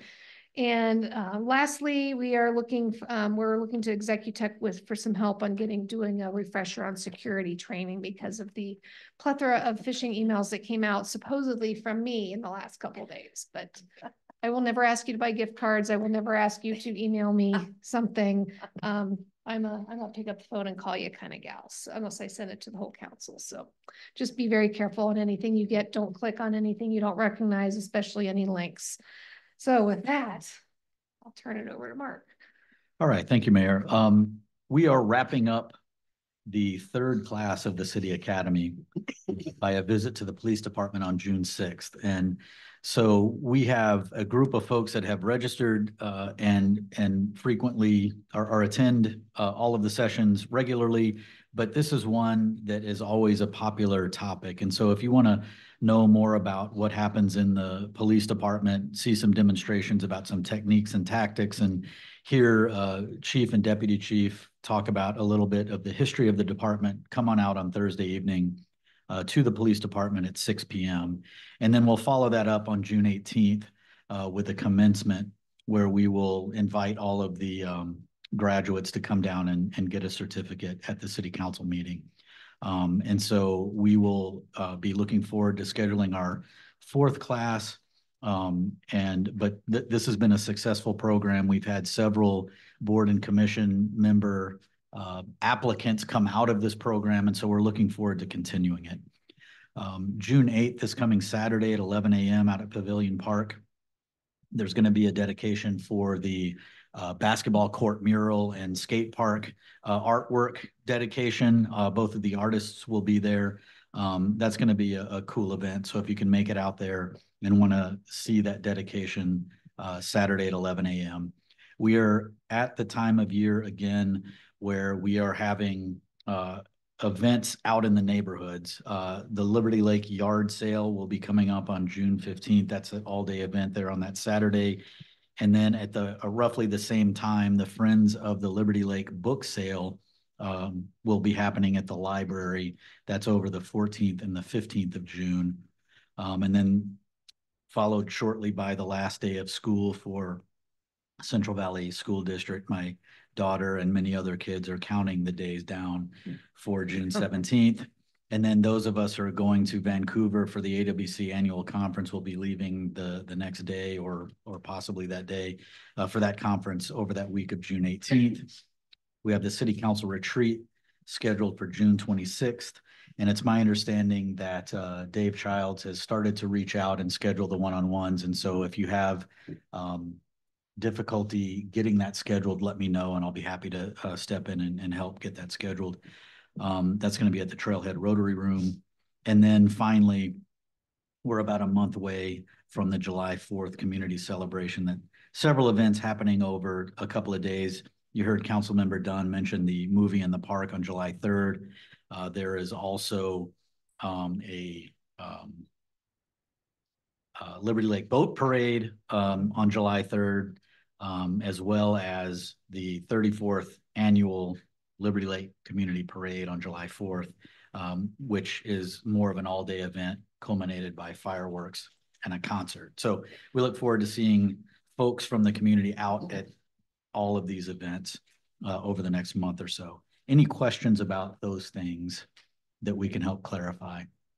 Just to note that New Jack City is coming back to play 4th of July. They were the popular one. They were at Barefoot, right? Last year, and everybody loved them. And so I think everybody got them, try to get them booked for 4th of July before that night was over last year. So I think everybody will enjoy that. All right. But I'm going to take the next one out of order, and I'm going to ask Lisa to come back up to the podium to introduce a new staff member. We finally have city engineer back in the fold, and I'll allow her to introduce him. Yeah, I'm very pleased to introduce Luke Michaels, our new city engineer. He's a PE with a really great background in geotech and civil work. Luke, would you like to come up to introduce yourself? Hi, yeah, my name's Luke Michaels, and just started yesterday, and really happy to be here and get started. Anybody have any questions for Luke, except for to say we're very excited to have you here too. Thank you. Welcome. Welcome. All right. We have starting tomorrow, Wednesday, Thursday, Friday, is when we have a spate of new laws that will become effective after the session when the governor signs these things. And by the way, in this last session, he signed 372 bills. And so all of these things are now becoming effective. And so just looking through, and I'm not going to go through the whole list of these things before I invite Chief up to talk about one in particular, but looking at some of the things that may have an impact on the city and how the city operates. Just looking down, there have been some changes to laws relating to impaired driving, police dogs and liability, co-living housing, residential housing, some positive developments on trying to prevent catalytic converter theft. Solid waste dumping is now a civil infraction. It's been taken out of the criminal code. There's been a huge emphasis on first responder wellness. So there's a task force that's been put together and a state of emergency declared regarding first responder wellness. Changes to middle housing requirements, changes to tax increment areas, changes to sharing of sales and use tax among municipalities, changes in the way that urban growth areas are allowed to follow prevailing development patterns, changes to the way that cities are able to encourage pollinator habitat development inside new development, changes to residential parking requirements, and then an attempt to streamline the state building code council's internal procedures. And if you know anything about that, we'll see, right? But that is a body that typically slows down changes to the building code adoption. And we're hoping that this law in particular helps to streamline that and speed that up.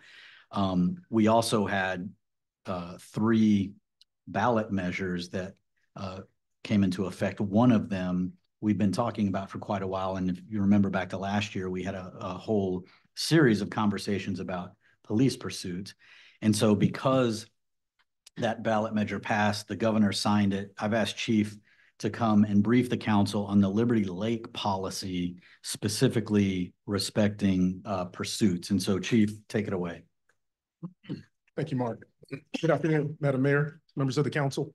I'd like to get one thing straight first. Chief, we won the game last year and you beat us by 1 the year before that, okay? Because I hit the game winner last year, okay? Okay, I just want to, it wasn't 3 years in a row.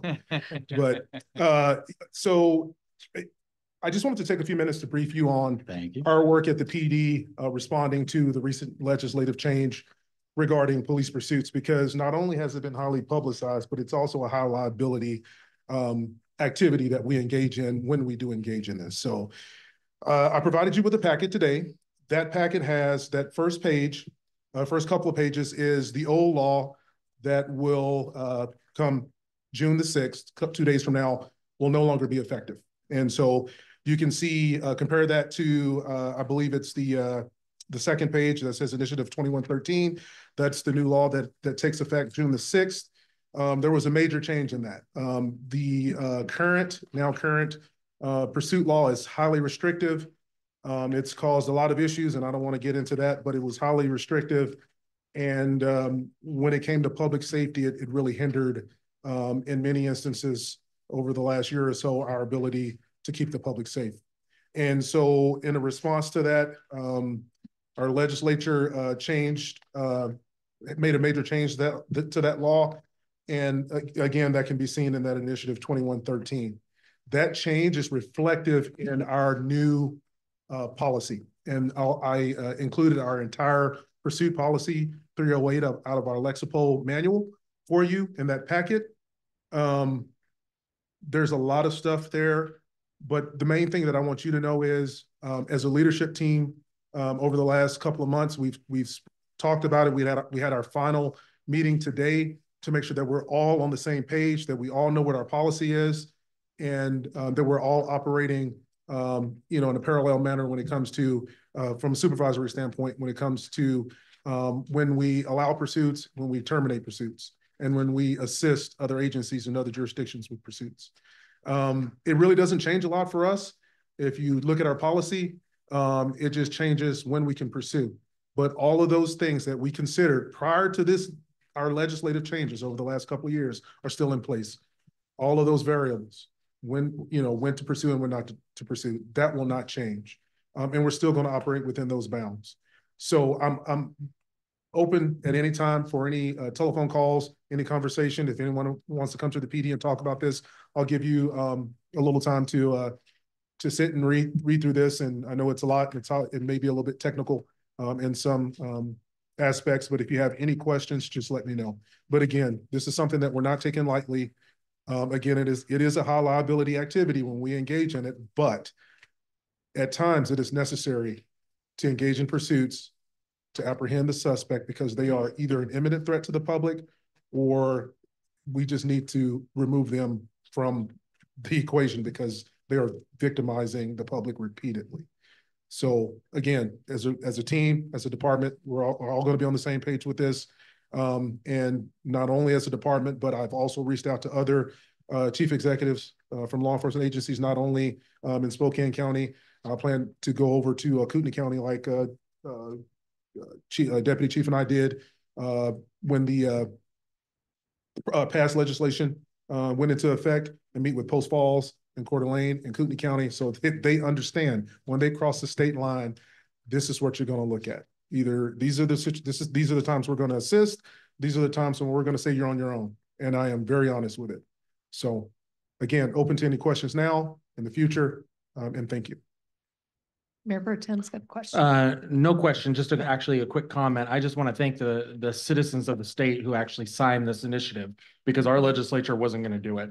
Yep. And so the citizens were the ones that pushed this issue and made them actually act. So to everyone who signed that initiative, thank you. Okay. Chief, I was just curious on the changes as far as reasonable suspicion. Did that go back to what it was originally from when they made the change? Yeah, so initially it was probable cause. And then the second change that they made, and I believe it was 22 going or 23. Yeah. They changed probable cause to back to reasonable suspicion. And now they're remaining with the original reasonable suspicion that a crime's been committed. Okay. Thanks.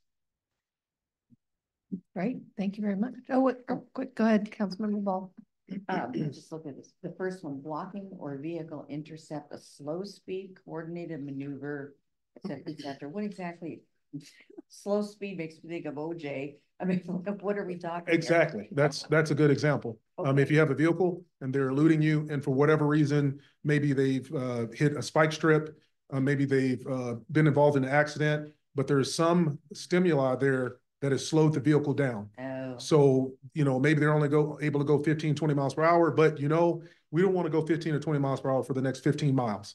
So we have enough vehicles now to block them in and maybe move them over or block them in and stop them with minimal vehicle contact and to terminate the pursuit. Okay. Councilmember Kennedy. Thanks, Chief. One question. With the pursuit, what point do you get to where the pursuit, in your opinion, is so dangerous that you call it off? Does it get to that? It could get to that. Oh, it gets to that point. I mean, I unfortunately, and Darren can attest to this, I'm known for chasing people around Montana and Washington. I don't know why everybody runs from me. And yeah, you get to that point sometimes where the actual pursuit is so inherently dangerous to the public that danger outweighs the need to apprehend the suspect. And so, and those circumstances are different in every pursuit. Is it daytime? Is it nighttime? Are you on city streets? Are you on the freeway? Are you on country roads? Are you going through school zones? Or, I mean, we've had pursuits that, you know, I've been involved in pursuits that have gone on for 20 or 30 minutes because you're on a country road. Next thing you know, you're entering the city of Spokane and you're going through school zone and you're like, terminate. So, you know, you just have, you know, a reasonable officer has to look at that and say, okay, you know, the danger now to apprehend the suspect is far outweighs, you know, the need to apprehend him. And so, again, that's why the supervisor monitoring of the pursuits are extremely important, because a lot of times in pursuits, you get tunnel vision. And I remember my first pursuit, I looked at it on tape and I was chasing somebody in Great Falls and I was on the side of the Missouri River about 30 feet up with no railing at 100 miles per hour on snowpack roads. And I didn't realize it until I watched the video. And so you get tunnel vision. So that's why that supervisor monitoring of those pursuits is so important. That's why that second and third unit with your primary pursuing officer is so important, because you're so locked in on that suspect as the primary pursuing officer that a lot of times you don't see what's going on around you. And you need those extra eyes and that extra ear to help you monitor that pursuit. And clarify, Chief, in relation to the question, that the reason that we wanted to have a policy review discussion with you is because there are objective criteria in your policy that help define that. Exactly. There are criteria in our policy that help guide our officers and our supervisors on when to initiate a pursuit and when to terminate a pursuit. There are guidelines on when to assist another jurisdiction with a pursuit and when not to assist another jurisdiction in a pursuit. So, Councilmember Kennedy. I think you might have just touched on the answer. I was going to ask this question. At what point is to get, if we're in pursuit here in Liberty Lake and you suddenly end up in Spokane on it, do you still maintain control of that pursuit, or does that switch over to another? Generally, if we are within Spokane County, it depends. There's a lot of factors there. If you're able to relinquish the pursuit, if the other jurisdiction wants to take over the pursuit, you can relinquish it. Generally in Spokane County, if you're primary, and they're assisting. Okay.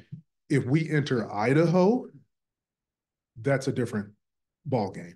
Once you enter Idaho, once Kootenai, ISP, Post Falls, Coeur d'Alene, Rathdrum, anyone, depending on where you're at, once they are able to take over that pursuit, you want to relinquish that pursuit to them. So thank you. Yeah. Okay, so if you cross into the city of Spokane, which I hear is known for not wanting to pursue, does that create an issue, or do you keep going? It depends on what you're chasing for. Okay. You know, if it's a you know, a serious offense, it may not.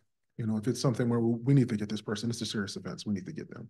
And sometimes the not wanting to assist is not because you don't want to assist. Maybe you don't have the personnel at the time. Maybe everyone's tied up.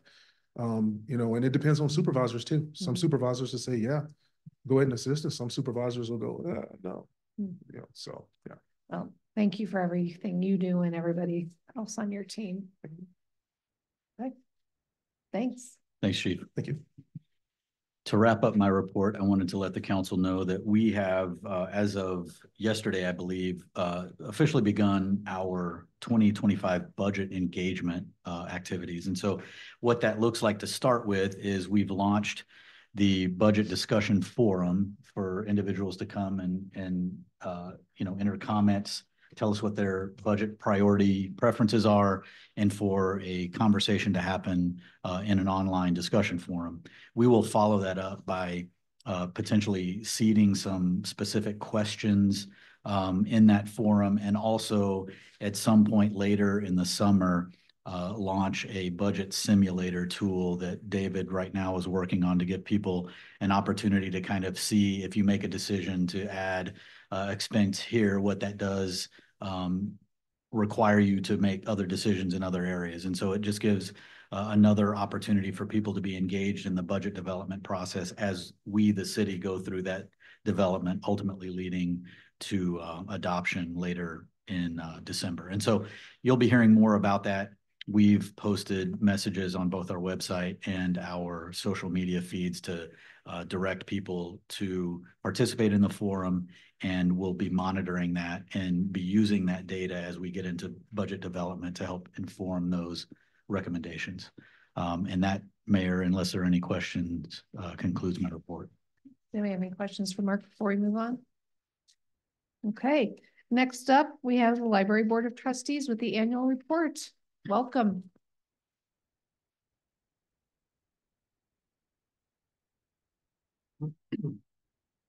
Trustees and Jandy. Is there a slide? Yeah. It's coming. If you can get a little closer to the mic, that'd be great. Okay. Thank you. We are going to give you our report tonight on 2023 data.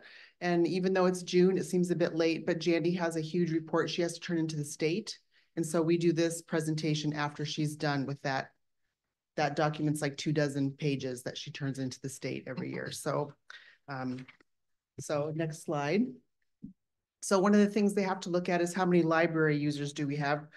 We had almost 4,400 resident users and about 1,700 non-resident users. About a fourth of our library card holders are not residents of Liberty Lake, so they live close. And so our total library users is 6,025 was for 2023.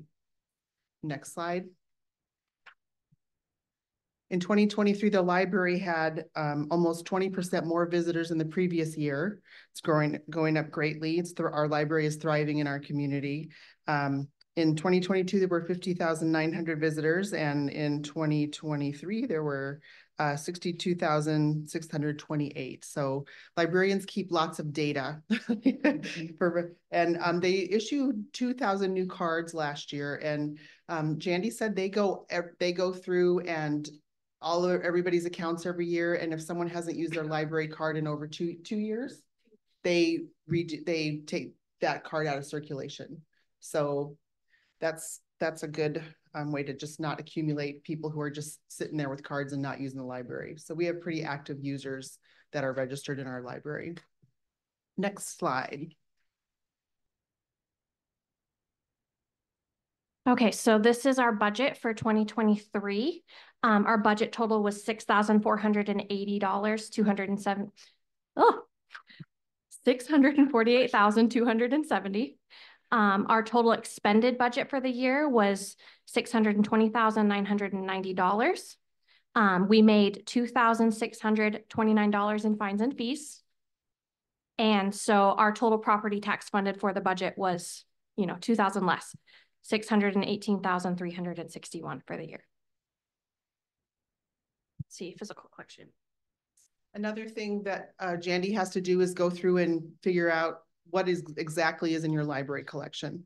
So last year in 2023, we had 25,715 books, 934 audio materials, and 150 video items to check out. That's in the physical collection. So for a total of almost 27,000 items.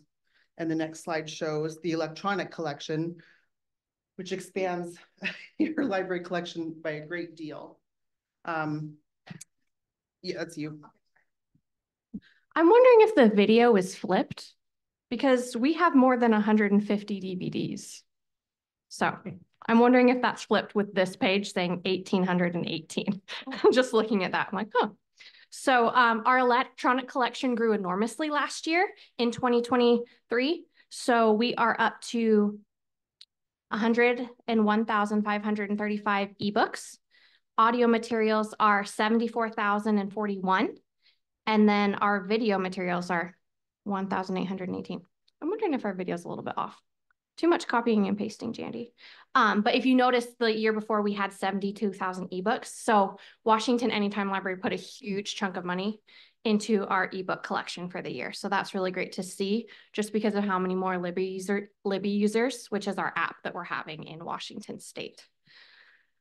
So our total collection is 177,394 for the year.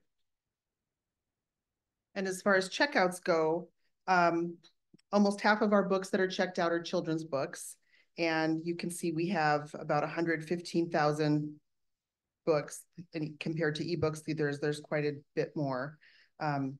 And our children's programming is the majority of our programming. So it makes sense that most of the books that are checked out are in a children's section. Yeah, so I have the actual numbers written down because it's like a bar graph, so you can't really see it on the slide. But as far as children's books collections, we had 60,186 children's books checked out. So that's picture books, chapter books, and teen books. So obviously it's a bigger number than the adult collection because just of the multiple collections. So our adult checkouts last year were 22,189. Next slide. Okay, so this is our technology update. Last year, we had 1,805 computer sessions. Doing the math, our computers are in use 35% of the time that we're open, which is a little bit lower than other libraries, especially like very urban libraries. Last year, we added mobile printing. We have an app that will let patrons print from their phone on their email or photos or anything they have on their phone, which is nice for 2024 because everyone carries their phone around with them wherever they go. We also got a credit card terminal at the checkout desk, like you would see at Target or anywhere you go where they just put their card in. Prior to this, we had to take the card from them and type it in on the computer. And obviously that's just a little bit less safe than just the patron having their card the whole time. They put it in, they take it out. So that's really great for libraries in 2024. A lot of libraries cannot afford to have a credit card terminal because of the fees. So that's great that we're able to offer that to our patrons. And it's really great because nobody carries cash anymore. So it was always a huge issue of people being like, I need to print something. And they're like, let me go search in my car and see if there's a quarter underneath my seat. So we're really happy to have that. We currently have 3 laptop kits that people can check out. So it comes with a laptop and a hotspot. Last year we had 44 checkouts of that. We primarily seem to have the same people that use it over and over again. We do tend to get several SCC students that will check them out and kind of renew them throughout the semester and use them week to week for their schoolwork. Hotspots. Hotspots are one of the hottest items for checking out at the library. Currently, we have 7 hotspots. They were checked out 120 times in 2023. You would think it would be a little bit higher because of the demand, but people tend to not want to give them back after they have them. So we do have a hard time getting them back. So our total hotspots in the whole system of CIN, we have 87 hotspots, and we generally have 60 to 70 people on hold for them at a time. So our hotspot checkouts for the whole system last year were 782 checkouts. So not everyone has internet at their home, or their internet isn't very good at their home. So this is something that we love being able to provide for our patrons. In 2024, we went ahead and purchased 3 more. So now we have the round number of 10 hotspots for our patrons to check out. The great thing about the system with that is that the database knows to prioritize our patrons. So if somebody from Liberty Lake wants it, they're not necessarily number 60 on the list. They'll be like number 1 for us. So they'll get our hotspot quicker than someone from Idaho.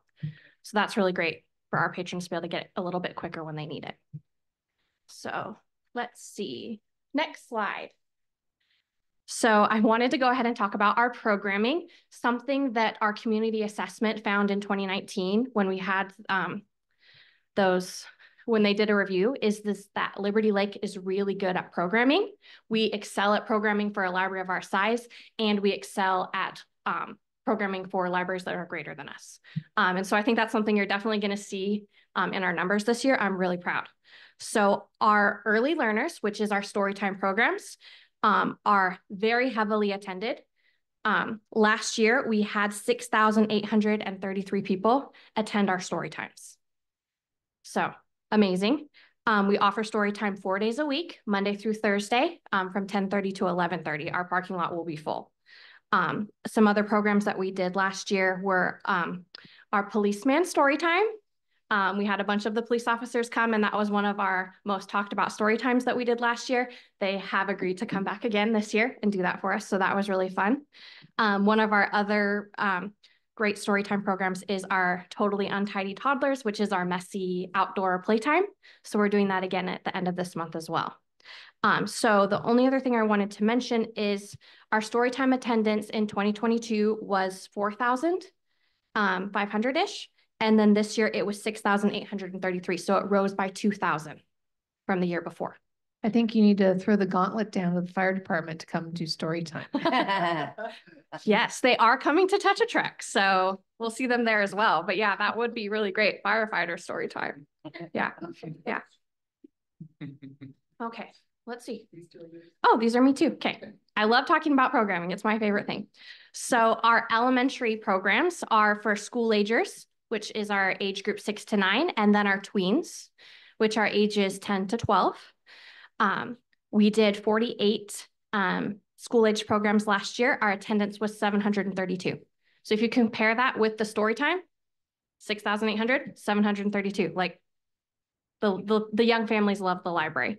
But last year we did some really great Lego programs. Chess Club is always really popular, particularly in the summer. Kids Craft and our tween book boxes. We do book boxes for tweens and for teens where they're able to sign up, and then each month they get their own subscription box that has books in it and crafts and snacks, and it's really popular. The kids really love that. So that's probably our biggest hit aside from Legos for our school-aged kids. Next slide. Our summer reading program last year went really, really well. As far as, let's see, registration, we had 263 0 to 5ers sign up, and 158 of them completed it. So our return on investment is really great with that.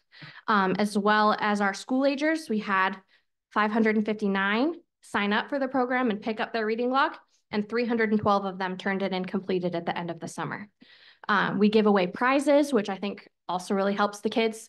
For our level 2 prize, every year we give away Beanie Babies, and that has not stopped being a hit for like the last 5 years. So that is they want those Beanie Babies. We put them up at the front desk so they can see it all summer long. And each week they come in and they're like, oh, I want to get that teddy bear. And then the next week they're like, I want to get the spider. And it's just, they get really excited about it, and it's really great. As far as teens and adults, we don't have the numbers on registration because we do kind of like a ticket thing where they can get tickets for doing different things. But we had 85 teens finish last year. And for adults, we had 62 adults finish. So our summer reading program is really well attended, and people look forward to it every year. So we're doing registration as soon as school gets out. June 17th is when it starts. Last year, we had 300 kids sign up on the very first day. So we're going to be busy that week at the library. Okay, let's see. Teens, you want me to keep going? Yeah. Okay. So as far as teen programs, our teens are ages 13 to 18. Last year, we did 29 programs for them. Our attendance was 170, which was double from the year before. Teens are trickier to get in the library because they're too cool. But our teen advisory group is really really involved. So I'll talk about them in a minute.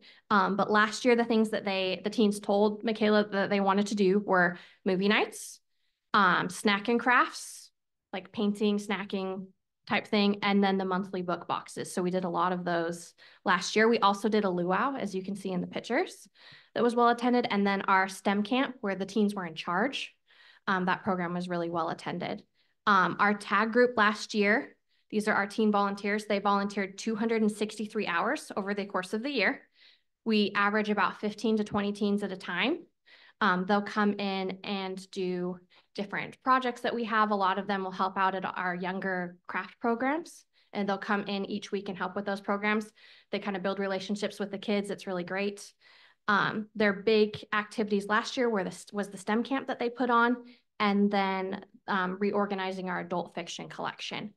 They are doing another STEM camp this year. It's the week after the 4th of July.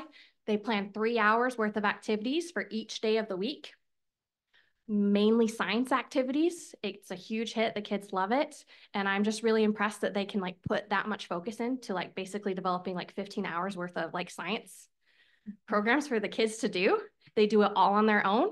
They don't ask Michaela for a thing other than to order the stuff, but they're an amazing group of teens and we're really lucky to have them.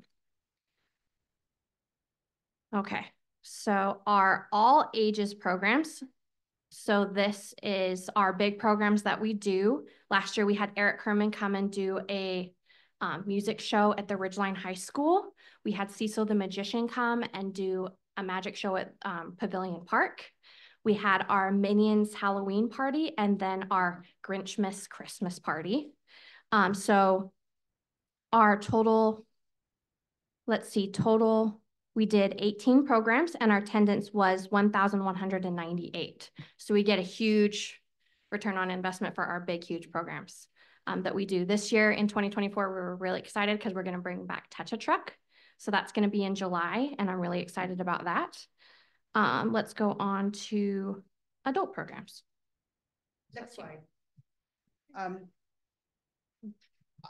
Back to the tag group, just to mention, there's a great article about the teen advisory group in this month's Splash. So if you haven't seen that, it's really awesome. And they interview one of the students that helps organize the STEM camp.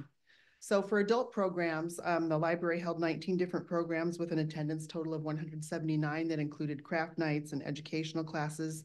This spring, they've been doing a gardening series with the Master Gardeners that's been highly attended. But total volunteer hours for the Liberty Lake Library last year were 625 hours of people giving their time to ensure our library is awesome. Yep, every week. They keep shelving books, doing other things. I was a school librarian and had parents volunteer to come and shelve books. They'd last a week or two because shelving books is not most people's thing. So we're really grateful that, that they keep coming back to help. Senior outreach. Okay. So we have 2 forms of senior outreach that we're working on right now. One is our homebound delivery. Rhonda, one of my library techs, goes once a month to different seniors' homes and she delivers them a stack of books. So she'll call them on the phone. She'll ask, hey, I'm coming tomorrow. What kind of books do you want? Audio books, DVDs. She'll pick out a huge stack for them. She'll take them to their home. She'll sit and chat with them, build relationships with them. A lot of the time they don't have a lot of visitors, so they love to chat, but that's her job, to go chat, bring them books, and then she'll come back the next month, take the old ones away and give them new ones. We usually average about 2 to 5 patrons at a time. We would love to grow this program, but it's generally for people who are homebound, so it's a little bit trickier to get the word out. So if you know of anyone who you think would benefit from this program, it can be someone also who's, maybe has a medical condition, they just had surgery, they can't get out. We'll do short-term or long-term. Doesn't matter your age either. The other thing that we did is a pop-up library at Guardian Angel Homes, which is right across the street from the library. Rhonda goes up there once a month. She has a massive wagon of books, audiobooks. One thing that she found is she brings little portable CD players now because a lot of them have a hard time reading and they love to listen to books. And one of those old school CD players is a lot easier for them to do because they just pop the CD in and hit play. So that's something that we have that they can check out now as well. It's just a little portable CD player. She usually has 15 to 30 patrons at a time. She'll check out books for them. She'll give them library cards. And then it's also that thing where she comes back the next month. She can take away all their old books that they have and just give them new ones. So it's a really great program, and we're hoping to kind of expand it to other areas of the community. Friends of the Library. Next slide. So our Friends of the Library meets monthly. Last year, pretty much they give the library about $7,000 a year that funds programming. They provide Spokane Symphony tickets, Mac Museum passes, Mobius Children's passes, summer performers and artists, instructors and speakers. They're helping develop a library of things. In 2020, they purchased children's shelving for a cost of $16,000. They do fundraisers, fall and spring book sale, well, early summer book sale. That's coming up in a couple weeks. Our summer soiree is in July, and that's our biggest fundraiser of the year, and you can purchase tickets online for that. So the Friends of the Library is a really wonderful group, and as I'm going through this, I'm thinking we should keep track of volunteer hours with the Friends to add to this report. But they are very dedicated to helping our library thrive. Next slide. We'd also like to thank the Liberty Lake Rotary Club for donating this beautiful rug for our children's story time area. And the Board of Trustees would really like to thank Jandy and her staff for their wonderful efforts. They're very welcoming, and our library is a joyful place that's thriving. And you can tell Jandy's very proud of our programming, but I just really love the fact that she reaches out, they reach out to people from, you know, babies to senior citizens in our community to help make sure that the library is for everyone. So that is the end of our report. If you have any questions for Jandy or I, we're here with Councilmember Paul, don't forget your mic. I'm sorry. Oh, sorry. I have two questions. Where did you get the old school DVD players? Where do you even find them? Oh, the old school CD players? Yeah. We just got them on Amazon. Seriously? Mm-hmm. Okay. Yep. Okay. Yeah, they still make them. Oh. Yeah. Yeah. I mean, you can't get it at Walmart. You have to, Yeah, you have to order them online. Yeah. But yeah. And then you had on the hotspot 66 holds. Is that like a waiting list you mean? Yes. So Okay. that's our waiting list. So that's what we call our waiting list for everything. Books, anything is holds. Okay. You're on Thank you. hold. Waiting. Okay. It's like call waiting, you know? Yeah. Hold. Thanks. Yeah.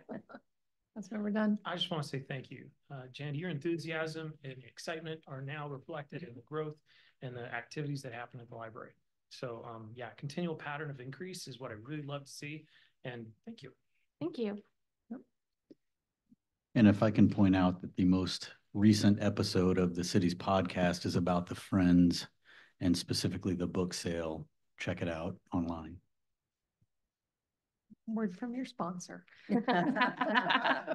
Thank you guys. All right. Spokane Valley Fire Department. I know we lost Chief. Okay. Oh, there he is. Welcome. Council members. You got a hard act to follow there.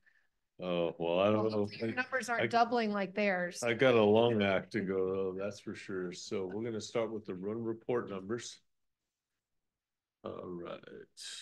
We got two reports for you. So just to bring you up to speed, we talked last month was the request for some narcotic and opioid and overdoses, things of that nature. So that'll be the second report. So this first one we'll get through is the actual run numbers. Okay, so let's get started. For the month of May, we had 1,980 calls total, which was the second busiest May on record. Just like that, I feel like a broken record. I don't know where the call volume is coming from. I truly don't. It's just things have not slowed, and it's just continually busy and has been busy for the last 3 years. 82% of our call volume for the month were for emergency medical services. Next slide, please. This is just a map of a heat map, if you will. The blue being coldish all the way up to the sort of reddish color as it appears on there are the busier areas. So it just gives you an idea of the bulk of where our calls are coming from for the month. This is just for May. Next slide, please.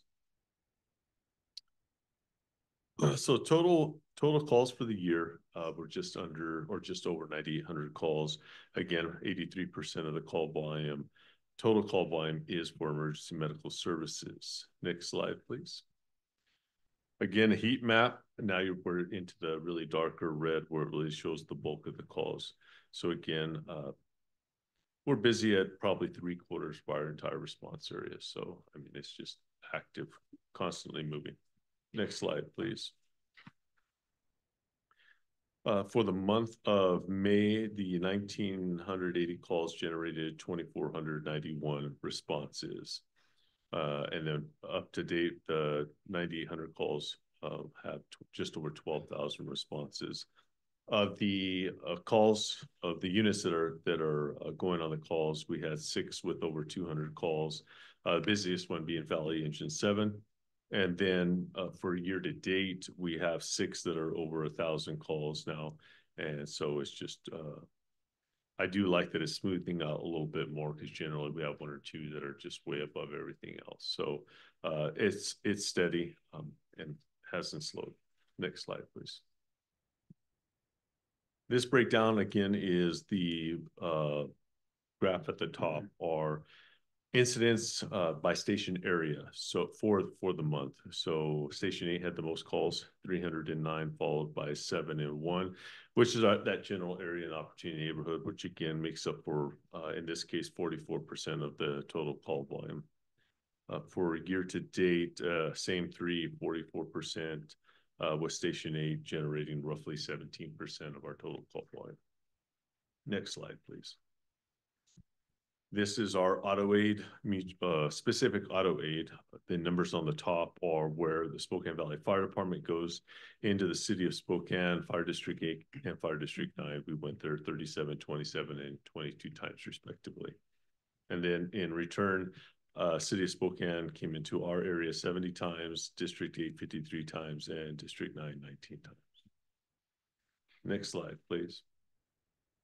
This is the overall month to month for the first 5 months over the last 5 years to give you an idea of where the calls are. And as you see, this is the second busiest May for us. And then overall for call volume, we are currently 7% ahead of last year. So again, just remarkably busier than last year. Next slide, please. So that we're going to break this down into Liberty Lake now. Oh, sorry, I forgot to have this back one. Next slide. That's just the overall. So, all right, here we go. Next slide. So for the month of May, we had 134 calls. 81% were for EMS. This is the busiest May we've ever had for Liberty Lake, and this is the highest overall month total. There's 2 other months that were tied with this. So again, the trend is busy everywhere. And again, I couldn't tell you one way or the other why we're so busy right now, but we are. Next slide, please. This is the month of May. And again, just gives you the idea of where the bulk of the calls are. You can see it's nicely spread out. That's what we kind of like to see. I don't want one general area where we're just getting pounded. Obviously, we know the Guardian is steady, so not a surprise there. Next slide, please. Year to date, we're at 560 calls. Remarkably, 76% are for EMS, which is generally I would view a little bit lower than normal, but again, nothing really jumps out at you. Next slide, please. This is year to date, gives you again an idea of where the bulk of our calls are. And you'll see that most of them are generated between the Guardian and the freeway area. So next slide. This is our auto aid. I apologize. This is our run calls in the location area. And you'll see the bulk of the calls are in Station 3's, which is just down the road response area. And then total for the year, again, are in 3's area. So it's good to see that the bulk of the calls are being handled by them, it's good to see. Next slide, please. Again, most of the calls, 97% of the calls are generated here in Liberty Lake, and Station 3 is able to respond to 96 or almost 97%. Again, that's good to see. That's what we want to see, that the unit is taking care of business in-house or in response area. Next slide, please. We had no request for auto aid for engine 3 for this last month. However, we did have one request for auto aid into the area from Fire District 8. So it's most likely a fire because that's a long haul. Next slide, please. This is again the month-to-month, January through May over the last 5 years. While it was the busiest May on record, we're really just under 1% busier than last year. So I like that a little bit better than the overall. So we're right where we're at, right where we need to be. And then the last one is just the overall, but again, I don't really count that because we're just too far away to look at that number. So any questions with the May run report? Councilmember Kennedy, go ahead. Yes, thank sir. you. Thanks, Chief. What is MVA? Motor vehicle accident. Okay, all right. And then fire suppression, I assume that's actually putting out a fire. Yes, sir. Okay. But it could be any fire unless it specifically states car fire, structure fire, commercial fire. So generally there sometimes wildland fire. So it does break it down at sometimes. Thanks. Okay. Any other questions? I've got one real quick. Yes. One of the slides for Liberty Lake, it showed 60 calls for building alarms. Yes, ma'am. Are those generally false alarms or are they real? Because if they're false, I know we have a lot of trips for the PD. They're false alarms if they're under just building alarms. Okay. If it was a fire, then it would go under the fire suppression side. So is there any program in place for fines after so many false alarms? Because I know that's one thing I've brought up to the chief for the PD. There isn't right now. I tend to try and be business friendly. I don't want to chase away our businesses. I do want to hold them accountable. We generally do talk to them.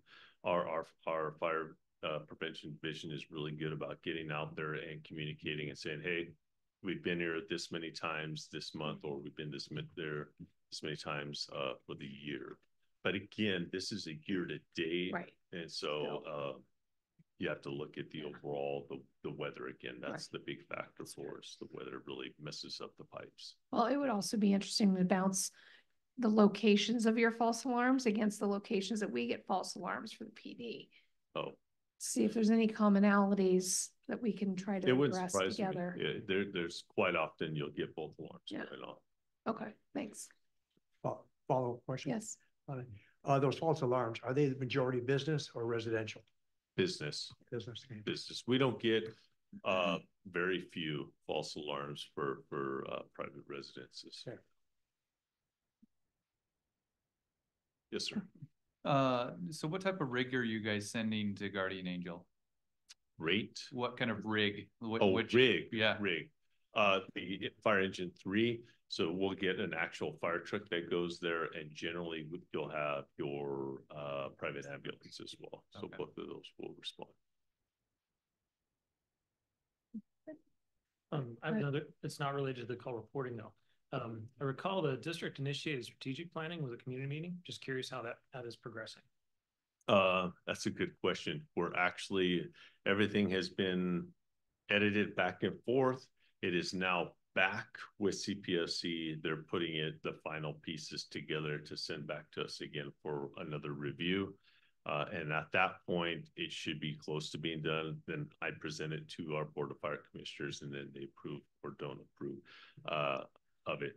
And actually, we are actually having a leadership workshop this week where we're actually on Friday going to review the last rendition that we sent to them to go over to see where it is. But we're almost there. We're just, again, we're waiting on them. They have to put it all together now. Thanks. Great. All right. Good. All right. Next slide, please, or next presentation. I heard this is the one you guys came for. It certainly wasn't police officers playing basketball. All right. Well, we all decided that the fire department has an unfair advantage because on downtime, you guys have a basketball hoop there and they can practice together. I cannot confirm nor deny that. But we do let them eventually win every once in a while. You know, it's like when you're playing with your kids, you gotta let them win once in a while, or else they stop coming around. Of course, the chief's not here. Well, there is a chief back there. So. All right, let's get started. So what I'm going to be presenting to you is a lot of numbers, and I want you to take that in stride because that is it's very informative and it has a lot of information, but it doesn't say, hey, we're just loaded with a bunch of bad people. I want to be clear about that. So just understand their numbers, and they're going to tell a story, but again, they don't tell the full story. So you got to take it in stride. So we'll be going over the Narcan numbers and overdose numbers from 21, 22, 23, and then thus far through 24. All right, let's get started. So on this first page, what is Narcan? So that's probably one of the stories or questions I get asked most is, what is Narcan? Narcan is used, it's an opioid antagonist. It's used to keep it easy and simple, as it blocks out the effects of opioids, which go in and basically just shut down your respiratory system and you stop breathing and die. Narcan is a very benign drug, medication, and it is something that we all carry, and we do give it when we suspect it. Some of the big ones for the symptoms, obviously unconscious, low heart rate, low blood pressure, but what really focuses on the two I highlighted, and that is shallow breathing or breathing that stopped or constricted pupils, because that is one of the side effects from an opioid. From taking on opioids, the pupils will restrict. Even, you know, whether you put them in the dark or put light in there, they're not going to change. They'll stay restricted.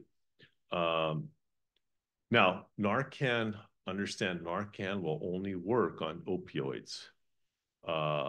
It's funny, I remember there was a couple of movies out there that, you know, they're giving Narcan like candy for everything, and it doesn't work for everything. It only works for opioid overdoses. And some of the opioids that we deal with obviously are codeine, fentanyl, hydrocodone, oxycodone, tramadol, morphine, heroin. So there are tons of different types. So, but probably the two that we hear about, or the ones that we really think about and go like, oh man, this is pretty bad, is carfentanil, which is 10,000 times more powerful than morphine and 100 times more powerful than fentanyl. And it has no human use. So it is strictly for animals, and it's purely synthetic. It's created by mankind. But again, it is basically a elephant tranquilizer. So again, it's not for human consumption, but that's what people are now using and spreading around. So when you see some police dogs, police officers, firefighters go down, it's generally from that stuff because it's so potent. If you touch it, sniff it, you're around it, that's it, you go down.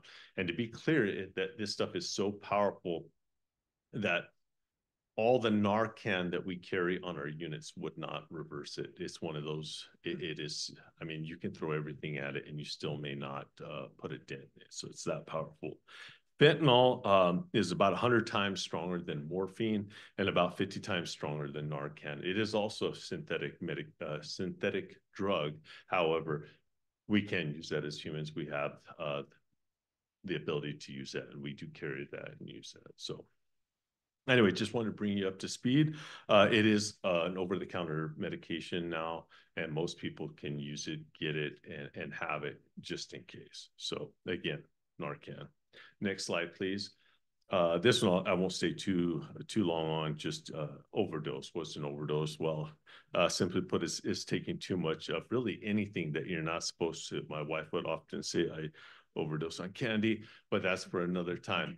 But it's anything, believe it or not, you can OD on Benadryl. I mean, you can OD on cough syrup. I mean, it's same thing with Motrin, Advil. You can overdose on anything. So again, the biggest thing I want to take away from this is accidental versus intentional. Okay, because that's what some of these numbers don't tell. The numbers don't tell if they did it on purpose or they were trying to do it as a drug. So next slide, please. All right, here we go. So we're starting here. This slide is our total overdose calls for our entire response area. These calls here over the 3 years are specific to overdoses. So these calls were coded. These are medical EMS calls that were coded as an overdose. Again, I can't tell you that the overdose was for, I drank, too much alcohol and I feel like I overdosed on it and that's why I called it in, or whether it was actually for heroin. So in 2021, we had 318, and then it dropped by roughly 7% into 2022, down to 296. Went back up 1.7% in 23 at 301. And right now we're at 128.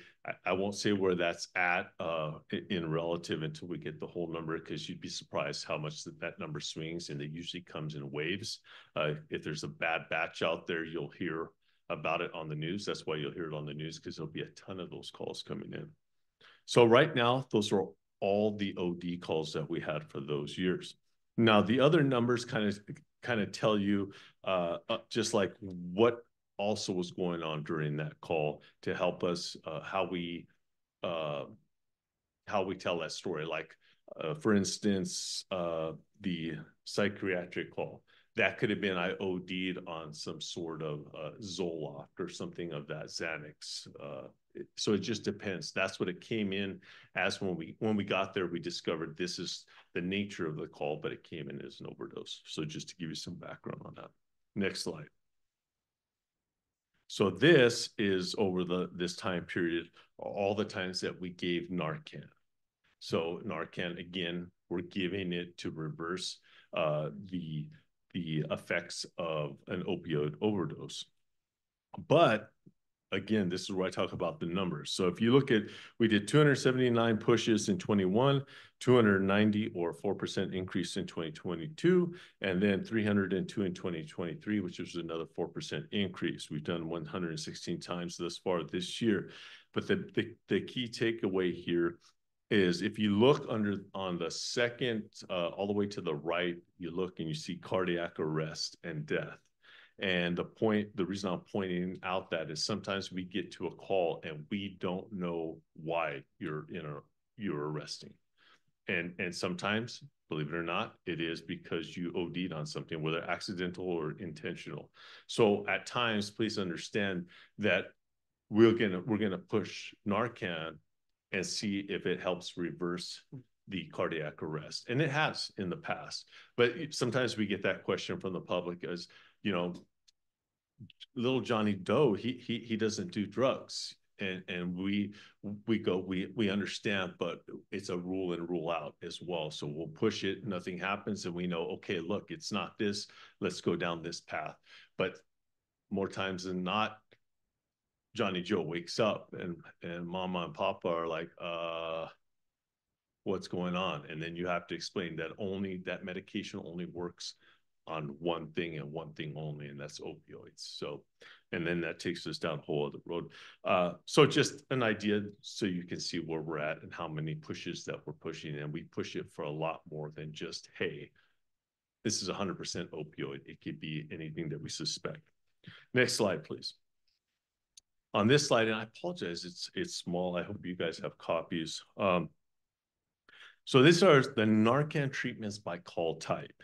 And so again, the bulk of the calls that came in that they received Narcan pushes for 38% in this case are for overdose calls. So in general, that just tells you literally over a third of the calls, even with getting 100% of overdose calls, only 30% are actually overdose of an opioid of some sort. So not all of them, will get there. And again, it's, hey, I took like a whole bunch of I don't know, Motrin. And so obviously we're not going to push Narcan for that. So this just gives you a scale of that. Next slide, please. This is overdose complaints by age. So this is where it's kind of interesting. So the first column, it says 121, and it says NA. So these are the times where we don't know.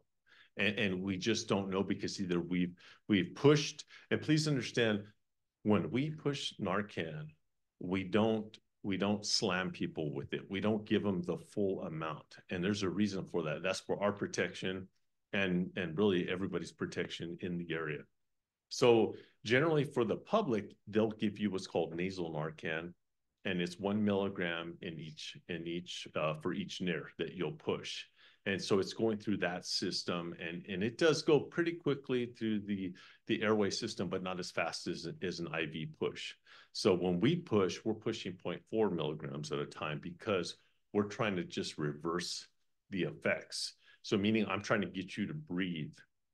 Sometimes when you give somebody who was really looking forward to that high and you bring them out of it, they come up swinging, spitting, stabbing, anything they can because you ruin that high. So just understand some people that may not come out of it or have died and have not come back. Those are your we don't know exactly how old you are because there's no ID on them or anything for us to figure out. So that's what that row is for. Then you got your 0 through 9 years old, then 10 to 19, 22, 20 to 29, 30 through 39, 40 to 49, 50 to 59, and then 60 plus. What's interesting is, yes, there is a very young age group here with 20, even 20 over a 3.5 year period is pretty concerning. Again, that these children are being able to get their hands on something that is causing an overdose. So these aren't, again, patients that got Narcan. These are just the calls. Mom or dad or a teacher, somebody called in and said, hey, this kid is overdosed on something. So again, those are the total number of overdoses over the last 3.5 years. Next slide, please. All right, so this is where we've given Narcan. And remember, I told you, we don't give it, even though it's a benign drug. So meaning I could push it in myself right now and it's not going to do anything to me. It's a benign drug because it only works on one thing. But we give it for a specific reason. So this is the important stuff of why we're giving it. So of the people that called overdosed in the first one, you will see that only 9 got it. In the 10 through 19 range, 33, we pushed on 33 people. 22, 29, 179, not really a crazy number. But the next 4 columns, you will notice these numbers are much higher than the OD calls that we got. And here's why. You'll find, well, at least we find in this business is some people know that they're doing something that they shouldn't be doing, but they don't want their neighbor to know. They don't want the cops to know. They don't want the firefighters to know. So they'll call 911 for something, but it's not for an overdose. So then when we get there and we start asking questions, we find out really quickly that hey, I've fallen and I can't get up is not I've fallen and can't get up. It's, hey, I've done some heroin and now I can't function and I'm freaking out and I think I'm starting to die. And that's generally what happens. So if you notice these numbers, the 30-year-olds to the 60 plus are much higher. Now the 60 plus year olds, I'll tell you, most of those that we see are accidental, but and we have parents and you understand that there's a level of like, I didn't do that on purpose, son. And so, just get over here and take care of this kind of deal. And so they don't, there's a level of embarrassment of saying, hey, I couldn't read it. I didn't know that I was taking 2 of them. I forgot that I took 2 of them. And so that's why the 60 plus year olds is also an impacted number that's much higher. So again, this goes back to the numbers say, oh my goodness, but understand that they don't tell the full story because that age group we don't really find as abusers. They're just, I forgot, or I can't see it properly, and that's generally it. Next slide, please. All right, I gotta find which slide I'm on here. So, okay, so this is overdose by complaint location. So 71% of the time is at your residence. So from there, 13% at the place of business, 6.5% on the streets. And so at the school, interesting, 1.4% at the school. So 15 times over the last 3.5 years. So it's just interesting. It's a breakdown, tells you where the bulk of it is, obviously at people's homes. Next slide. Now, this is the actual Narcan pushes. So this is us pushing it onto our patients. Almost 67% of the time has been in people's homes, residences. Place of business, 13.5%. Streets, almost 10%. Other specified areas and so on and so forth. And you see the breakdown there. So it just gives you an idea. The bulk of it is in people's personal homes. Next slide. Now, again, this tells exactly where we're getting the calls. So that's what you're looking at right now for our total response area. So you'll see the number at the very top, 783, 79%. So that is the residences, and we're not going to give you those locations, but 79% of the time it's at a resident. And then underneath that, you'll see from Hometown Studios down to Red Top Motel, those are our places of businesses that have been the most. And then when you get to the 112, those are usually one at a time, just one-offs. So the one-offs just we bulk together. So these are the multiple hits, specifically Hometown Studios. That's for our entire response area. Okay. Next slide, please. This is what it looks like from the 30,000-foot view of all of these calls that narcotic pushes come in at, and you can see it's spaced out fairly as much as our total call volume. So, a question. May I ask a question? Yes, sir. The number I see 38, and then I see the number 50. Yes, sir. Why is that area so large? What, do you have an opinion on that? I don't, sir. I try and keep my opinions to myself. It gets me in trouble. Ask my wife if you don't believe me. All I can say is there's a lot of calls in that area, sir. Interesting. And some of those are specific neighborhoods, lower income neighborhoods and things of that nature. Okay. So next slide, please. So now we're going to get into Liberty Lake. So now we're going to look under the hood of the car here. All right, 2021, we had 11 overdose calls. In 2022, we had 14. And this is one of the reasons I hate small numbers, right? Because then you can turn around and say, well, Frank, that's a 27% increase. It's 3 more calls, So again, remember we talked about numbers, so let's not get caught up in the numbers. 2023, it goes up to 16, and then so far this year, we're at 4. So again, these are overdose calls, people calling in saying, I've overdosed on something. Okay, next slide, please. Now, these are our Narcan pushes for Liberty Lake. So in 2021, we pushed Narcan 4 times. In 22, 12 times. And again, it's a 200% increase. That's how you sell papers. I'm not interested in that. It's 8 more pushes. We have 13,000 plus people live here. That's a pretty small number. So that's good. I'm happy that's a small number. In 23 is 14. And then so far in 24, we've pushed it 2 times. Any questions there? Yes, sir. I recognize the Narcan push may or may not be addressing an opioid. Is there any statistical evidence to point to where there was in fact opioid usage that it's responsive to? Can you be more specific? Narcan is one of, I'd say, a series that you apply to try and resuscitate or respond. Correct. There are some situations in which it does not respond. So, correct. The subject is not on an opioid-related condition. I'm just wondering how many of the subjects were actually in an opioid-related condition. Well, we're gonna get into that then a little bit. It's not as much as you think, like you said, because one of the things that people don't even think of or know about really is if I'm overdosing on opioids, it's a breathing problem.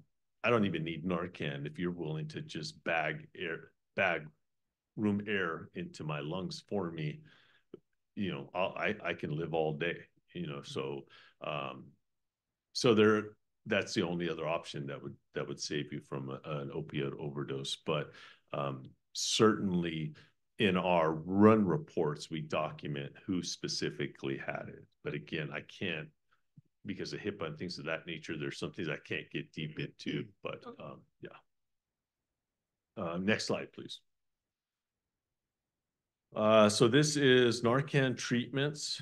For overdoses, just under 41% of the overdose calls we got, we used it. So I would say I'm comfortable and based on where I know where I got the information from, that was 13 individuals that got it because they used an opioid and it worked. The 4%, the 4 for the 12.5%. I had looked that up, and I apologize. I can't recall what it was. It was just we did not. I don't think the call. I think we rode up on these patients just laying down in a park, something of that nature. So it wasn't a generated call, I believe is what it was. Alcohol use, altered mental status. Sometimes we go on patients that are suffering from a mental emergency and tell us, hey, yeah, I took a bunch of heroin. And then we're not going to say we're not going to give it, you know, but we can do vitals on them and go like, I don't think they have, but you know what, we're going to push it. You know, you're going to treat your patient. And so, so it may not have worked for them because they didn't take it. Cardiac arrest, again, I told you, sometimes we can't see or we don't know what's caused that death. And so we will push Narcan in order to help to see it as a rule and rule out, see if we can bring them back. And then obviously, if you look at the very bottom, heroin, somebody specific to heroin got it and it worked. So that leads me to believe that the other 13 are not, and again, this is just my opinion. I told you it gets me in trouble, but I'm happier looking at that going, that's 13 people that OD'd on, not on heroin. They weren't, you know, not that it makes me feel any more better, but I mean, I can go, hey, they're not running around on the streets, you know, trying to get heroin. At least I hope they're not. Next slide, please. Question, can you go back to that last slide? Mm-hmm. So, okay, so all of these people they received Narcan. Correct. But I thought you said that you don't push it unless you're, I don't know, I guess I'm confused. So if you think they were on an opioid, you give it to them, it doesn't bother. Right, because it's even benign. if they weren't on an opioid, it doesn't harm them, correct? It doesn't, no. Okay, all right. You know, we're generally not going to push it. We don't push it just to push, but I see what you're asking.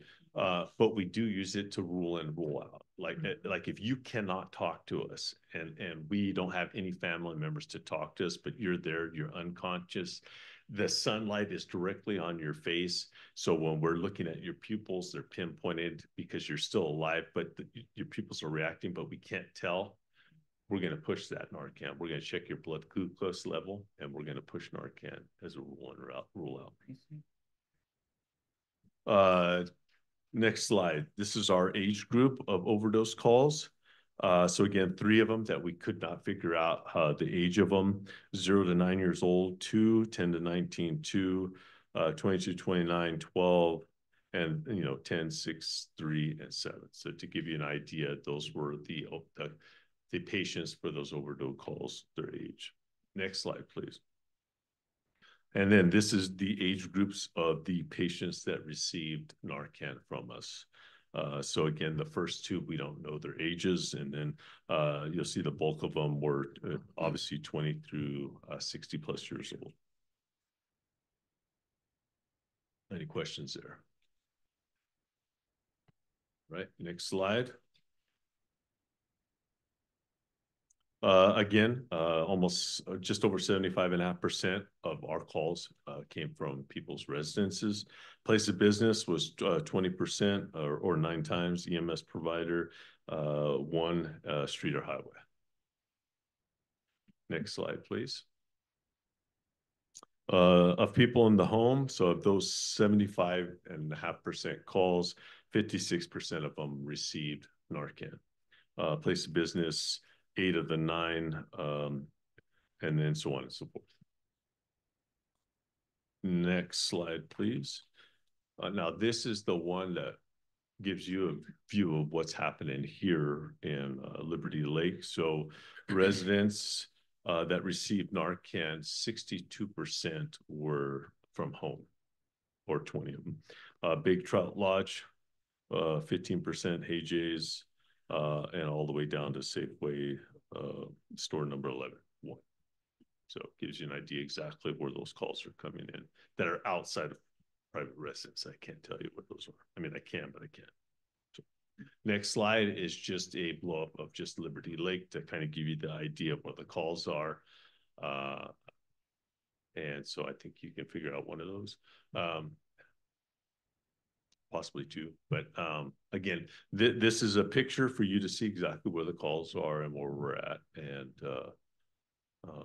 answer any questions if you have them. Very eye-opening. Very. Yeah. I guess I'm very grateful, very eye-opening, and especially specifically for our community. I was looking for, I guess I'd say trending up or down. And it just seems to be going up. Is that a fair description? It is. It is. I mean, if you look at it, we just have, I think, just today's people, we have, there's more ability to get our hands on more stuff. There's more synthetic stuff. It's unfortunate. And then you have to look at from the side of just being, getting prescriptions, medications, but yeah, our population has grown, so I'd expect those calls to increase as well. But again, looking at the overall numbers, I'm not looking at it going like we got a drug problem here, people. I don't feel that. I feel like this community is awesome. Like I said, I live here, I love it, and I think we're doing pretty well. Right. Well, really, go ahead, Councilmember Kennedy. Very informative. Thanks, Chief. I was very surprised to see the numbers of older 60 and plus on it. I can't help but think, my age bracket, of thinking back that it wasn't that many years ago where the DARE program was such a huge thing in the schools. And the emphasis was just say no, just say no, just say no. And then now in the last 10, 15 years, I think elected officials find out that there's revenue in it, and well, let's go ahead and allow it. Right. And I would hope to think that as people in their 20s and 30s utilize that and said, you know what, this is not where I want to go, it would reduce as they get older. Right. Are we not seeing that? Based on what Councilman Dunn asked you, is it maybe increasing? I know population, I know maybe accessibility. That's the key for me. People have way more access to it. I also think that as our generations are getting older, we're living longer. There are more treatments out there. There are more narcotic choices. Like, we didn't even talk about Demerol, other narcotics that don't act like other narcotics. You have patches now. My goodness, you know, you show up to somebody. I remember going on a patient, and what is this patch? And then they're like, oh, that's morphine. That's a morphine patch. And you're like, what the heck? When did that come out? You know, and you got to peel it off. But it's just access. I think there's a lot of responsibility that needs to go to our pharmacists that says, hey, stop just giving it I'm not saying that they're implying, but I feel like I can pick on them. My son's a pharmacist. So I I use him. You know, I know my parents and my in-laws use him because they have a lot of medications, and I think that's part of the issue too. When you have a lot of medications, you can get confused easily. So, yeah. I find one thing interesting is volunteering as much as I have farmers market over the last numerous years. Chris Armera's had more time there than I have had, but there's rarely a weekend goes by. I had two this on Saturday mentioned to me about the marijuana store. And the majority of individuals will say, how did that happen? Blah, blah, blah. They'll make some negative comments, what have you. But it always ends in the conversation as, well, at least we're getting revenue off it. So therefore it's okay. I find it amazing the acceptance that people will give to something that was so bad during our education in school to where as well, we can get revenue off it. So I guess it's okay. You know, you said that, and that it has been weird for me. It's still weird for me. I obviously didn't grow up here. I've only been here 3.5 years. So moving here and looking around and seeing these like green buildings everywhere and all about, you know, pot. And that was very strange for me because it was like, you know, that was a no-no in the states I live in. Yeah. But that's the world we live in, sir. Yeah. Thank you. Okay. Well, thank you again for all your time and effort and your team to put all of this together. Absolutely. Really appreciate it. All right. See you Saturday, 11 o'clock on the court. Okay. All right. Next up, Liberty Lake Sewer and Water District. Good evening, Kotai Natarajan, Liberty Lake Sewer and Water District. I'll be really fast. Just two things. One, we did have our big 50-year celebration open house. Thanks to anybody that came. I was not able to come, but I heard it was great. My wife went. She said it was good. And then just a reminder, June 30th is the deadline for your backflow prevention test. We're at about 60% compliance right now, which seems a little low to me. We should be at 100% in 26 days here or so. So if you waited till the last minute, get that turned in, please. That's it. Any questions on anything? No. Great. Thanks. Great, thank you. Okay. We'll take a deep breath and dive into our workshop. And I know we've been sitting here for a while, so feel free, as others have, to get up if you need to take a break. So workshop is on ordinance review and policy oversight, and we're going to turn this over to Mark. So as Evan is queuing up this presentation, I want to draw council's attention back to a conversation that took place over several meetings last year as we were discussing what was the best treatment for the library ordinance. And through that conversation, had several opportunities to touch on ordinances, who had the authority to set ordinances, how those affected policy, what policy oversight looked like. Was there a need to have a regular review of ordinances to make sure that they're current and relevant and applicable and all of those things? And so what we wanted to do tonight is just kind of talk through a recommendation so that we can have a systematic and methodical way to go through our codes primarily that are established by ordinance and review those on a periodic basis to make sure that they are still useful, they're still relevant, they're still topical, all of those things.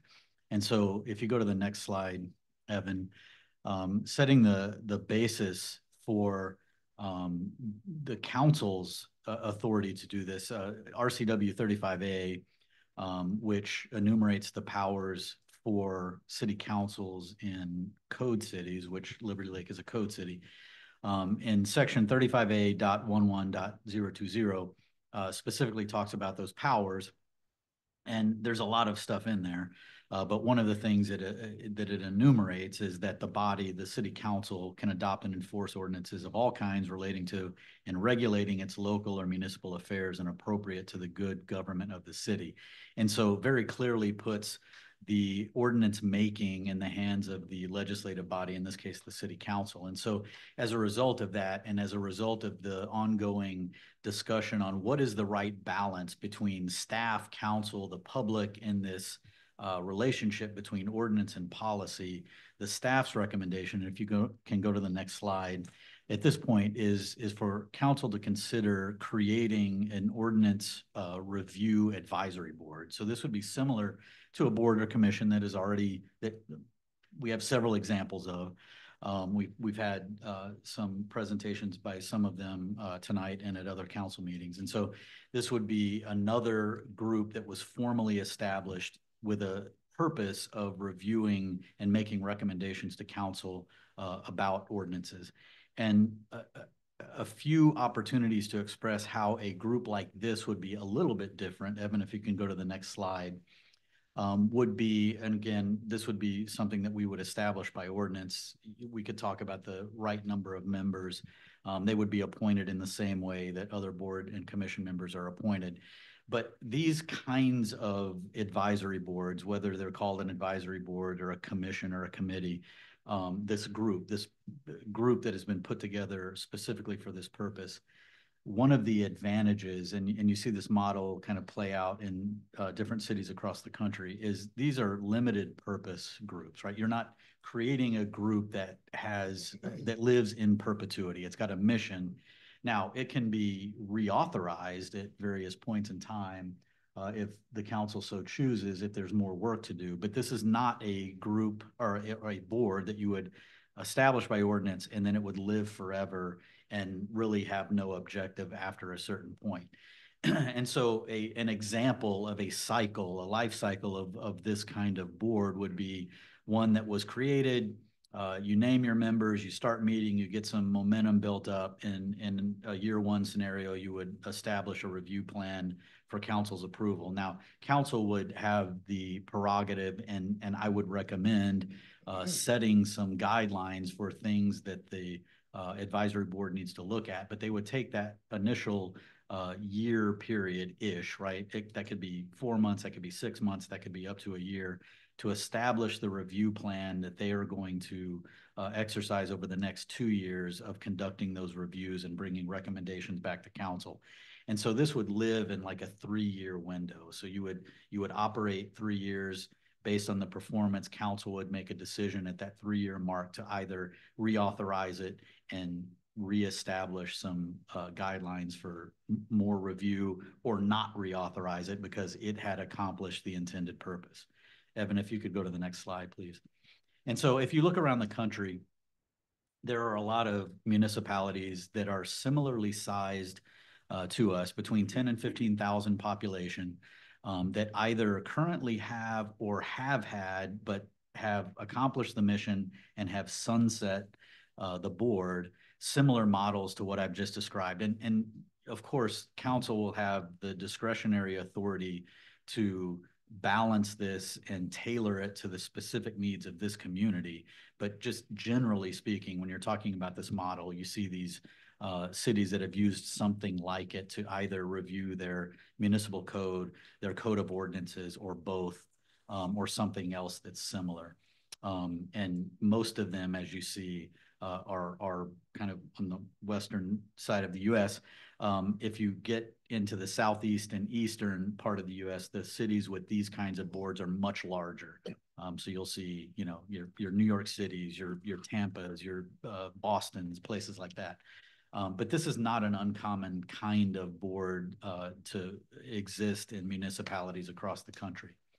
And so with that, some potential next steps, Evan, if you go to the next slide, are to have staff, direct staff, to draft a potential establishing ordinance for council's review, and then to identify some potential ordinances that would serve as that initial plan to review over that first 2-year cycle, or change that model completely and come up with a different way to look at that. But with respect to staff's recommendation on how to handle that relationship between ordinance oversight and review and its relationship to policy, this would be our recommendation. And we're certainly open to have a discussion tonight and answer any questions that you may have. Okay. Questions, comments, Councilmember Dunn. So Mark, to describe the charter of such a group, they would be considering the catalog of the ordinance of the city and develop a scheme to be able to examine and then propose for review or change to the city council as, you know, may be required. Is that a good description? Just trying to think of it definitely could be. Yeah, it definitely could be that. That would be a great example of a way you could set it up. The council could be very strict and precise with the guidelines that it established at the outset, say, I want you to look at this group of ordinances, or it could take a more passive approach and say, we're going to give you, group advisory board, the authority to make that recommendation of the ones that you want to initially review. So, and anything in between that, right? And that's really where I think the council insight or input is going to help us to determine that. Because if you look at that group of models that I showed from the cities that were listed, some of them do vastly different things in the way they set up their group, but ultimately the group brings back recommendations on either new ordinances to consider or editing or revising existing ordinances through that process. Okay. Any other questions, comments? Mayor Pro Tem. Thanks for bringing this forward, Mark. I've got a couple of questions and then maybe some observations as well. First of all, how did you arrive at the 7 to 9 members range? So part of that is because I think there needs to be some consideration as to the makeup of the group, not the number per se, but the makeup. For example, if you look through this list of models that that were on there, there are several that would that you would see where council members are part of that group. That right? was actually my second question. Yeah, so that's a treatment that you could choose for this particular makeup. And so the number really is immaterial or less material than how you want to assign membership. Okay. Obviously my second question was trying to see about having it perhaps be a mix of council members, maybe the mayor or a representative of the mayor, basically something other than just a group of folks that would be appointed from the community to review it. So my understanding is the other cities that have done this, I don't know if it's half or more than half, but a good chunk of them do it to where council members serve on this committee. That's probably a fair statement. And then you would have a smattering of others, you know, maybe representation from some existing boards and commissions and other groups from around the city, plus some, I would call them not sort of at large. I'm going to invite someone who's not engaged in one of those groups to sit on that as well, but certainly membership from among the elected body and the appointed boards and commissions. Okay. I think my biggest hesitation on this is addressing the issue, which is the need to make sure we're constantly reviewing our ordinances and our policies and they're not out of date, but not creating essentially a, for lack of a better word, a shadow government, right? That comes and says, okay, we would like to see, you know, let's, whatever we call this, the Ordinance Review Advisory Board, we would like to see policies A, B, C, D, E, and F, and the mayor and the city council are of the opinion that, you know, what the heck are these? We're not even talking about these particular policies. So that, I guess that's what I'm trying to wrap my head around is if we create something like this, how do we tailor it to a point to where it will be a very specific purpose, and maybe the purpose is ordinances or resolutions or something that are more than 10 or 15 years old. I don't know. I'm just throwing things out here. I see this as a cleanup effort. You know, we're probably going to see things like we've already done some cleanup on some old documents may reference clerk treasurer, which we don't have anymore. Those kinds of things are going to be easy to tackle. Yeah. Things that are you know, our count, not redundant. I'm losing my words tonight, that are in conflict with each other. You know, resolution, you know, X says one thing and resolution, you know, Z says something totally the opposite.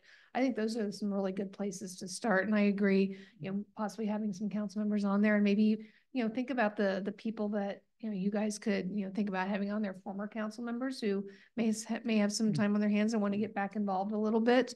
You know, I think there's all kinds of different qualifications that you guys could look at who you might want to fill that board. Yeah, I mean, as I mentioned, I agree. I think the charge should be to try to make sure that there's no conflicting parts of ordinances. I can just foresee a future scenario though, to where this board or commission starts coming up with, you know, maybe an ordinance on this policy or an ordinance on that policy. And then there's a conflict between the two bodies, the body that's elected and not elected. So maybe the way to address that is to make sure that the majority, if you will, of the advisory board is made up of either members of the council or the mayor's office. Yeah, or we also, you know, whoever the facilitator is, and maybe it's, you know, my guess would be there's going to be somebody from staff like we'd have for other boards and commissions, make sure that that conversation stays on the purpose. Yeah. I think that's another way to address that concern right off the bat is instead of putting that responsibility onto the advisory board, is that council defines the work plan, right? These are the ones you're going to review. And now we expect to see A, B, and C reviewed this year and D, E, and F reviewed year 2. So they're not making that decision. It's the council who's giving them the review plan. Councilmember Ball. Well, and perhaps we could use some direction from our city attorney. You know, if you have any ideas of ordinances that you think are need retooled, you know, you could make some recommendations, and then, you know, whoever's on this committee, whatever they come up with, you check it because you're obviously the attorney. Anybody else, Councilmember Dunn? Yeah, I support the preparation of a draft ordinance to create such a committee that we could insert what we think are guidances to its actions. Anybody else? Councilmember Kennedy?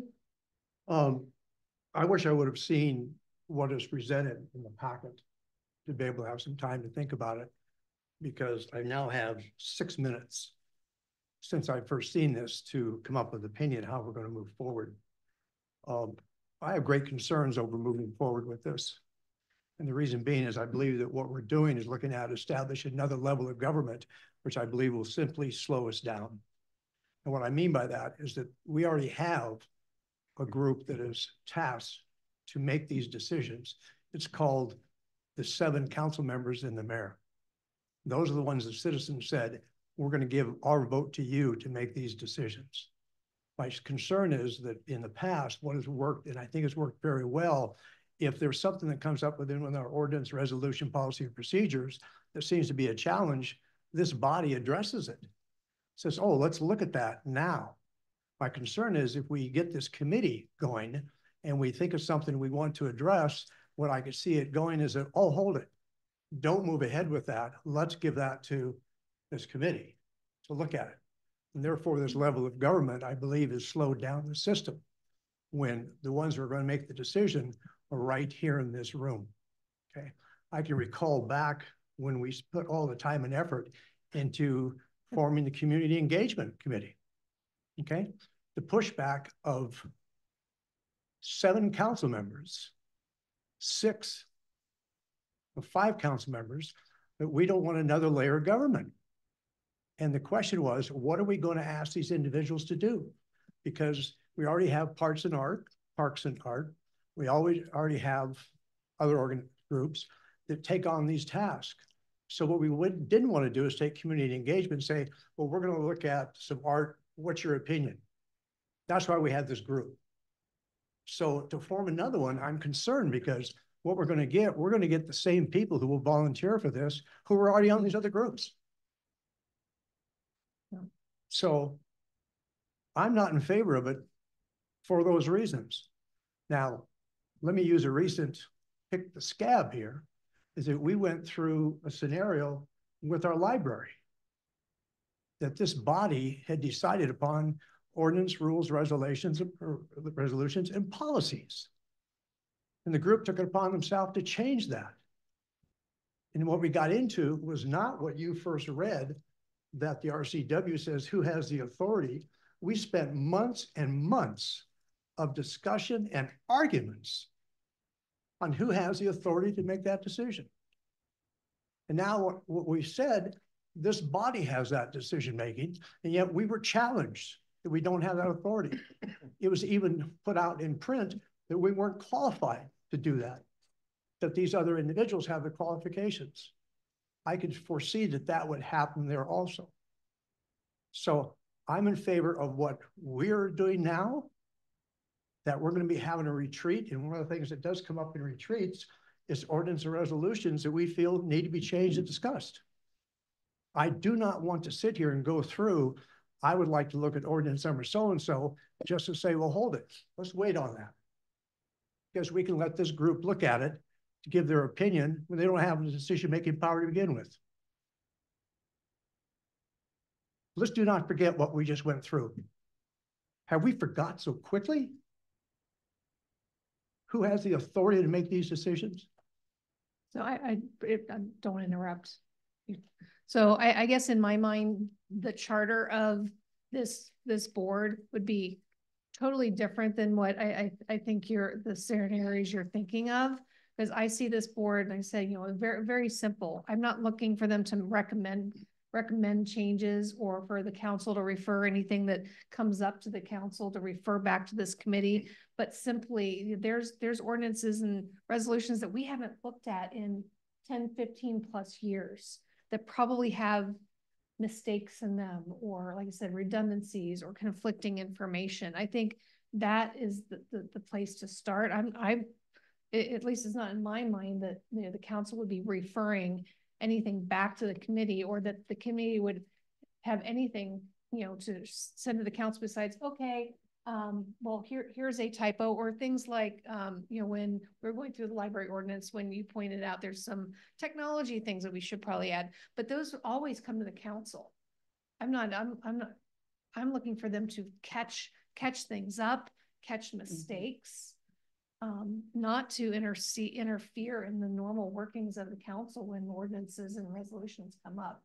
I think it's a heavy lift to go back through all 200 and some that we have. And personally, I don't have the additional time on top of all the boards that I'm on for the city and my day job to be a part of yet another board.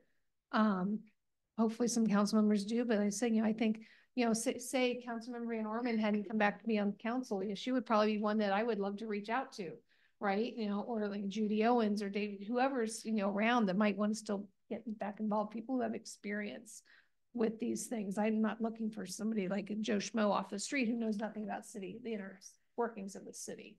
That's just kind of how I see this working. I don't see them coming back and recommending changes in how the city works whatsoever. I mean, I think the issue is that's the ideal scenario, but I think what will end up happening, to Councilmember Kennedy's point, is that it will be very easy for a future council to be able to say, well, you know, let's have them take a look at, maybe this is a job for them, you know, let's have them take a look at it. So I think that's the challenge. Yeah. I think the sunset gesture or it's not an indefinite objective is an important part of consideration. That would deter and I'd say prevent any sort of challenge of authority or any reference of who's really in command of the city's ordinances and resolutions. Right. Anybody else who hasn't gone? Go ahead, Councilmember Van Orman. The only thing I could weigh in is knowing that we did 66 ordinances within 5 months. Nobody else had done it. We were setting up a city. I don't see why this body couldn't take on going through the ordinances, tackle them a little bit at a time. Some of them are going to go super, super quick. Well, we've talked about that in the past and it just hasn't happened. I know we don't have the staff time, and, you know, if the council wants to put together a subcommittee to look at it, you know, but it's not my decision to make. This is you guys. But I don't think, I'm afraid of this project stalling. We really do need to look at some of these things. Yes, go ahead, Sean. Some of you remember, you know, there were public safety committees, finance committee, you know, under the rules of procedure that the council has. You can certainly put an ordinance committee together and have council members that are part of that ordinance committee, and they meet once a week, once a month, whatever the case may be. And decide we want to tackle these particular ordinances. You could start from the beginning, you could start with a topic, you could start with something else, and you could do that too. You know, I mean, there's a way to do that if you just wanted, you know, this body to do it. You can just form a committee and do it under your rules of procedure that has been done in the past. You would just amend the rules of procedure to form that particular committee. That's an option. Councilmember Spencer. I think at the end of the day, we're really just talking about time, right? Who's got the time, who's willing to put in the time, and over what period of time do we need to accomplish this? I don't know that we necessarily have to accomplish it in a very short period of time, but that we're constantly reviewing it. So even if we as a body decided, hey, you know, once a quarter, we're gonna tackle 3 ordinances or something to that effect, and just put something in play to where we're constantly looking at it. And then we're always going to be fresh on the topic. So I'm not opposed to this body tackling this issue. But my one concern is what is the lift for staff? Because we are going to have staff involved in preparing this and kind of teeing it up for us so that we can have those discussions. So I guess it would really be, you know, maybe a question for Mark, you know, what is going to be reasonable on a regular basis that, you know, staff is going to be involved in prepping, you know, an ordinance or two on a regular basis for us to have a discussion. Part of the reason that you're hearing the recommendation presented as it's being presented is because we've evaluated that, and that is a heavy lift on a staff that is already 105% allocated. Yeah. Can I ask a follow-up to that, Mark? Sure. So let's say for the sake of argument, we were to proceed with creating an ordinance subcommittee that had three council members on it. Maybe it's 2, I don't know. Maybe it's more than this. Would it be possible for what Councilmember Spencer said, to have staff present that committee with perhaps the 3 oldest ordinances once per quarter? And then that committee could look through, make any recommendation, and then bring it back out to the council once, as Jed said, once a quarter, to make changes to the 3 oldest, or whatever you would determine that might be. Is that something that would be too much? No. If it's simply presenting ordinances based on a predetermined aging, that's an administrative task. That's not an issue. Okay. Where the time crunch comes in is with research and preparation of proposed ordinance changes that staff is doing. Right. That's the area where that would be a very heavy lift for staff to undertake under its current capacity. But we would have to do that whether we created a 7 to 9 member community one or a 3-member subcommittee, right? Either way, if we were to come back, you know, let's say we create the subcommittee and we want to make changes to ordinance 1, 2, 3, 4. We'd have to present it to you guys on what the changes might be, and obviously present it to Sean, and then bring it back to the discussion with the city council, the entire council. Right. There would be a process. Obviously, you would have to go through the first read, second read process. Yeah. Once you got to the point where you're actually presenting something. Yes. Right. But yes, your time on the front end of that wouldn't be too much then. Say hand a Word copy of it over to the committee, and let you redline it on the fly with track changes on. Mayor, can I say something? Yeah, absolutely. So initially, when ordinances were passed, they were passed just with the ordinance number. And so then you had subsequent ordinances that would be passed that may apply to a previous ordinance. So there may have been an amendment to a previous ordinance, but it had its own ordinance number. I'm sure there are a number of those, and Kelsey can tell you, she has a way to track that information. I don't remember the year that I had the conversation, but it was a number of years ago, and that's why you see ordinances with A, B, C, and D. The intent with that was to try to have a better record system for tracking an ordinance so that you didn't have ordinance 1 and then another council 5 years later had ordinance 105 and trying to keep those all in place. So that's why you see the A, B, C, and D in subsequent ordinances, so that the council and the city and the staff knows what ordinances apply to a particular situation.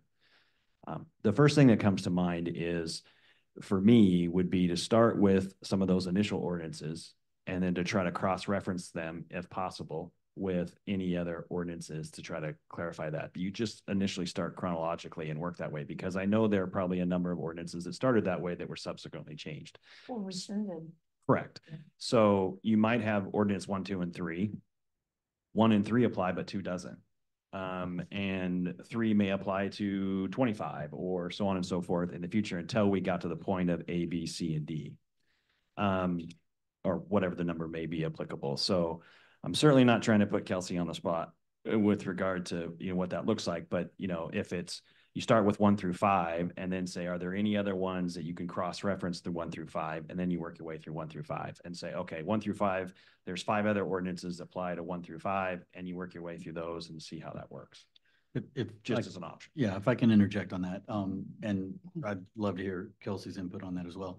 If you go right now onto the index of ordinances that is published online, and 300 of them, whatever it is, very few of those are going to be subject to review, because you have ordinances in there that are establishing budget and tax rate and changing the comp plan and establishing a plat and all of those things.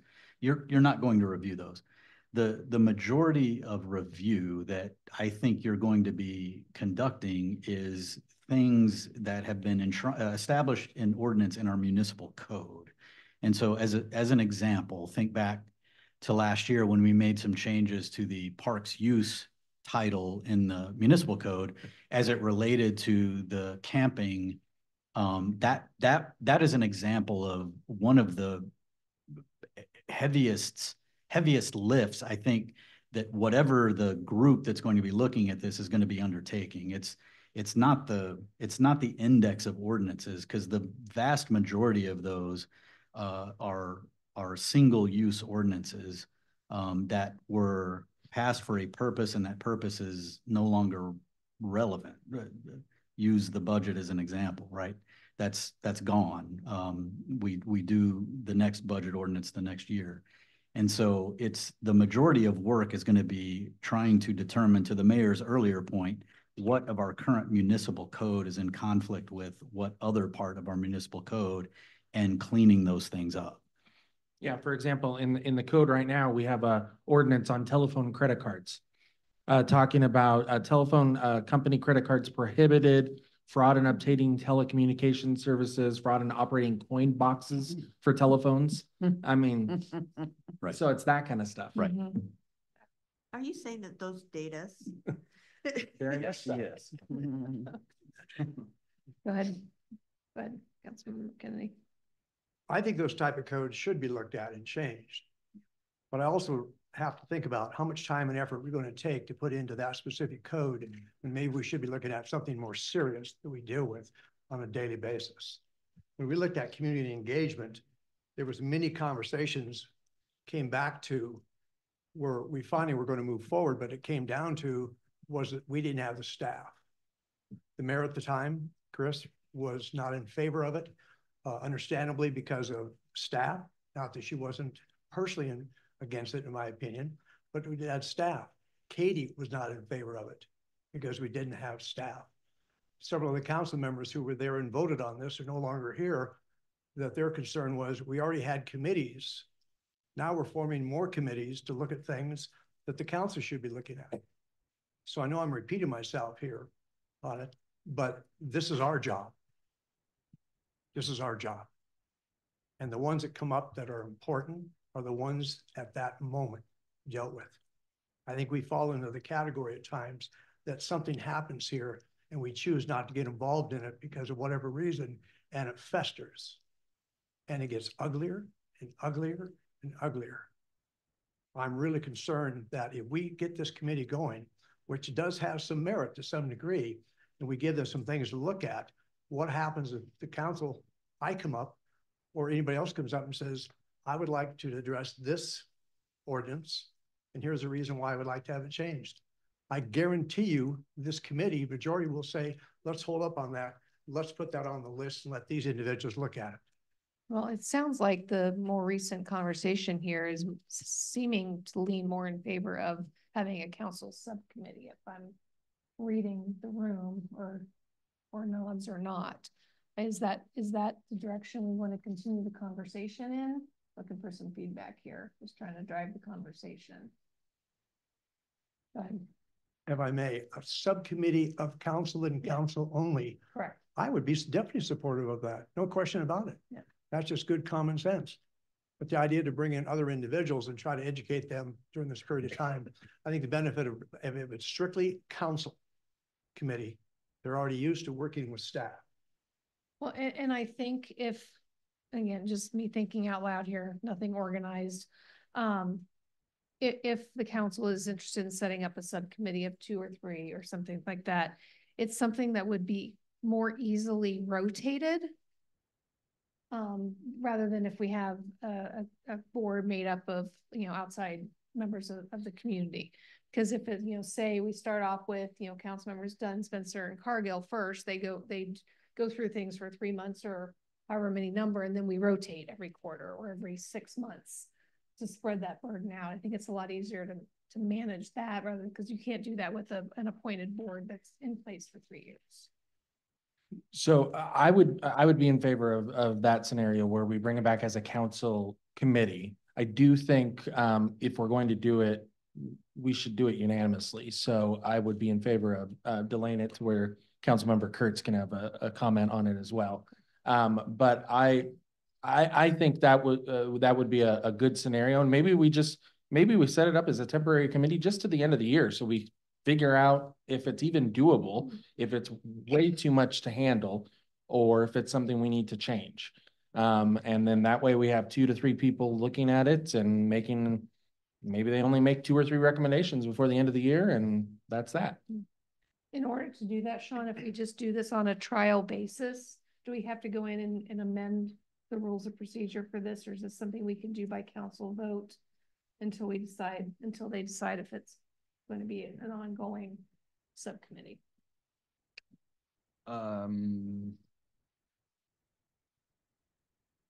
No, I mean, from the standpoint of just a committee of council members, just by having 3, you're not creating any kind of public notice or a quorum issue, and anything that would come up would come before the council. So, I mean, to the extent that the staff wants to meet with 3 council members and those council members are going to report back to the rest of the council, I don't think temporarily that's probably an issue. All right. So we can, next meeting, several of us are going to be at AWC, but I think most of us are planning on calling in. I guess we can put a possible action item on it to create that subcommittee. Councilmember Kennedy. Yeah, thank you, Mayor. I believe what we're talking about there is almost identical to what we already have in place that I think works very well. In the past, I don't know what 2 years I was not around, but in the past, what it would be announced as council, we're going to have the council workshop, and we're going to be talking about these ordinance things of sort here.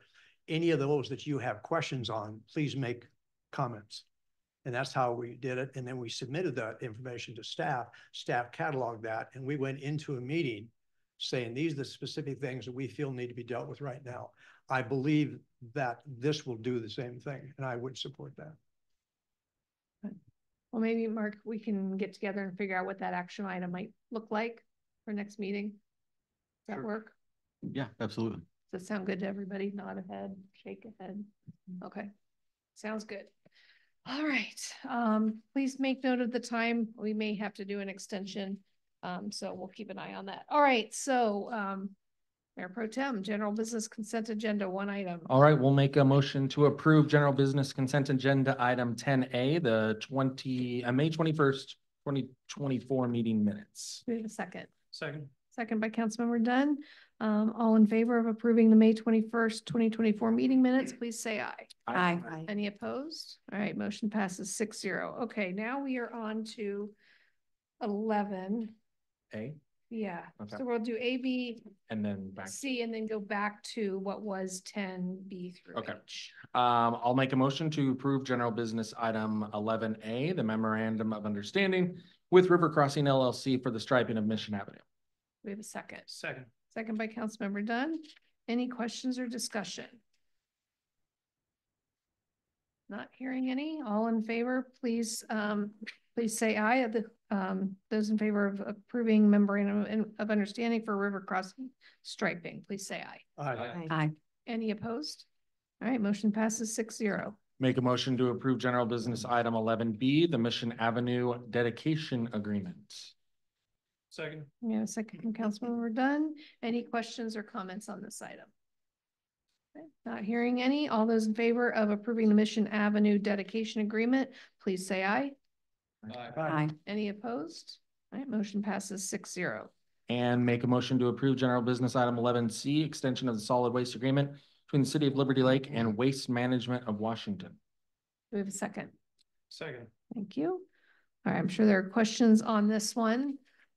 Councilmember Kennedy. I'm sure total surprise to everybody. I have a question on this. I'm going to reiterate what I've said in the past on it. So because of that, I'm sure we already have individuals who have closed their mind to this, that we have a waste management now that's providing the service, and good, bad, or indifferent, that's how it's provided.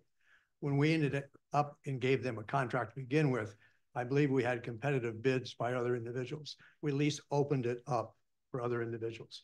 I feel that we have to do the same thing now. For me, it has nothing to do with how good our present supplier is, or how bad they are, or how good the rates are, or anything. The only thing I can come up with is that looking through the RCWs, and there's all kinds of RCWs you can get to support what your belief is. But RCW 39.35A.030 talks about a performance-based contract. Now, I do know that this body has the authority to make this decision, and this body also has the authority, if there was no other supplier, we don't have to open it up for a performance-based contract. But why there's a performance-based contract, in my understanding and training through these RCWs, has been this, is what is best for our citizens. Not as what's best for the companies, what is best for our citizens. And the way it's put across is that we are, I believe, morally and legally, to arguable degree, responsible to the citizens that offer the contracts to anybody who wants to apply. We're doing that right now with Trailhead. We certainly could have said, no, we're not going to do that. We're going to close it and go our own way. We had that power. But why we opened it up for Trailhead is to be fair and equitable to anybody who wants to apply. I feel that we are obligated to the citizens to do the same thing now. Regardless of who will probably get it in the long run, some may come up and say, you know what, we don't have an interest in giving a bid. At least we gave them the chance. And if we give them the chance and they say, no, we're not interested in giving a bid, it's a moot issue for me and we get to move forward. Thank you. All right. Any other questions or comments? Just an agreement. Councilmember Spencer. Sean, what's our liability here if we move forward with something like this without taking a competitive bid? There are two different things in my opinion.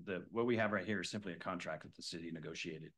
And under the terms of the contract, it provides that the parties can mutually agree to extend it of up to 6 years.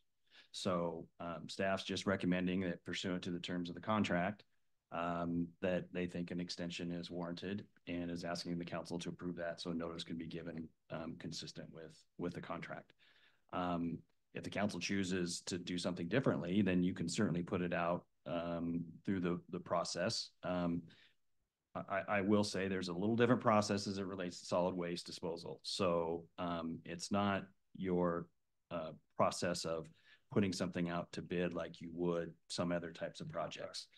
Right. So it's a much more deliberate and I'll call sophisticated process for doing that. And so if that's the council's will, that's the path that you would take. But as it relates to this particular request from staff, It's just pursuant to the terms of the contract that was previously negotiated between the city and Waste Management. Oops.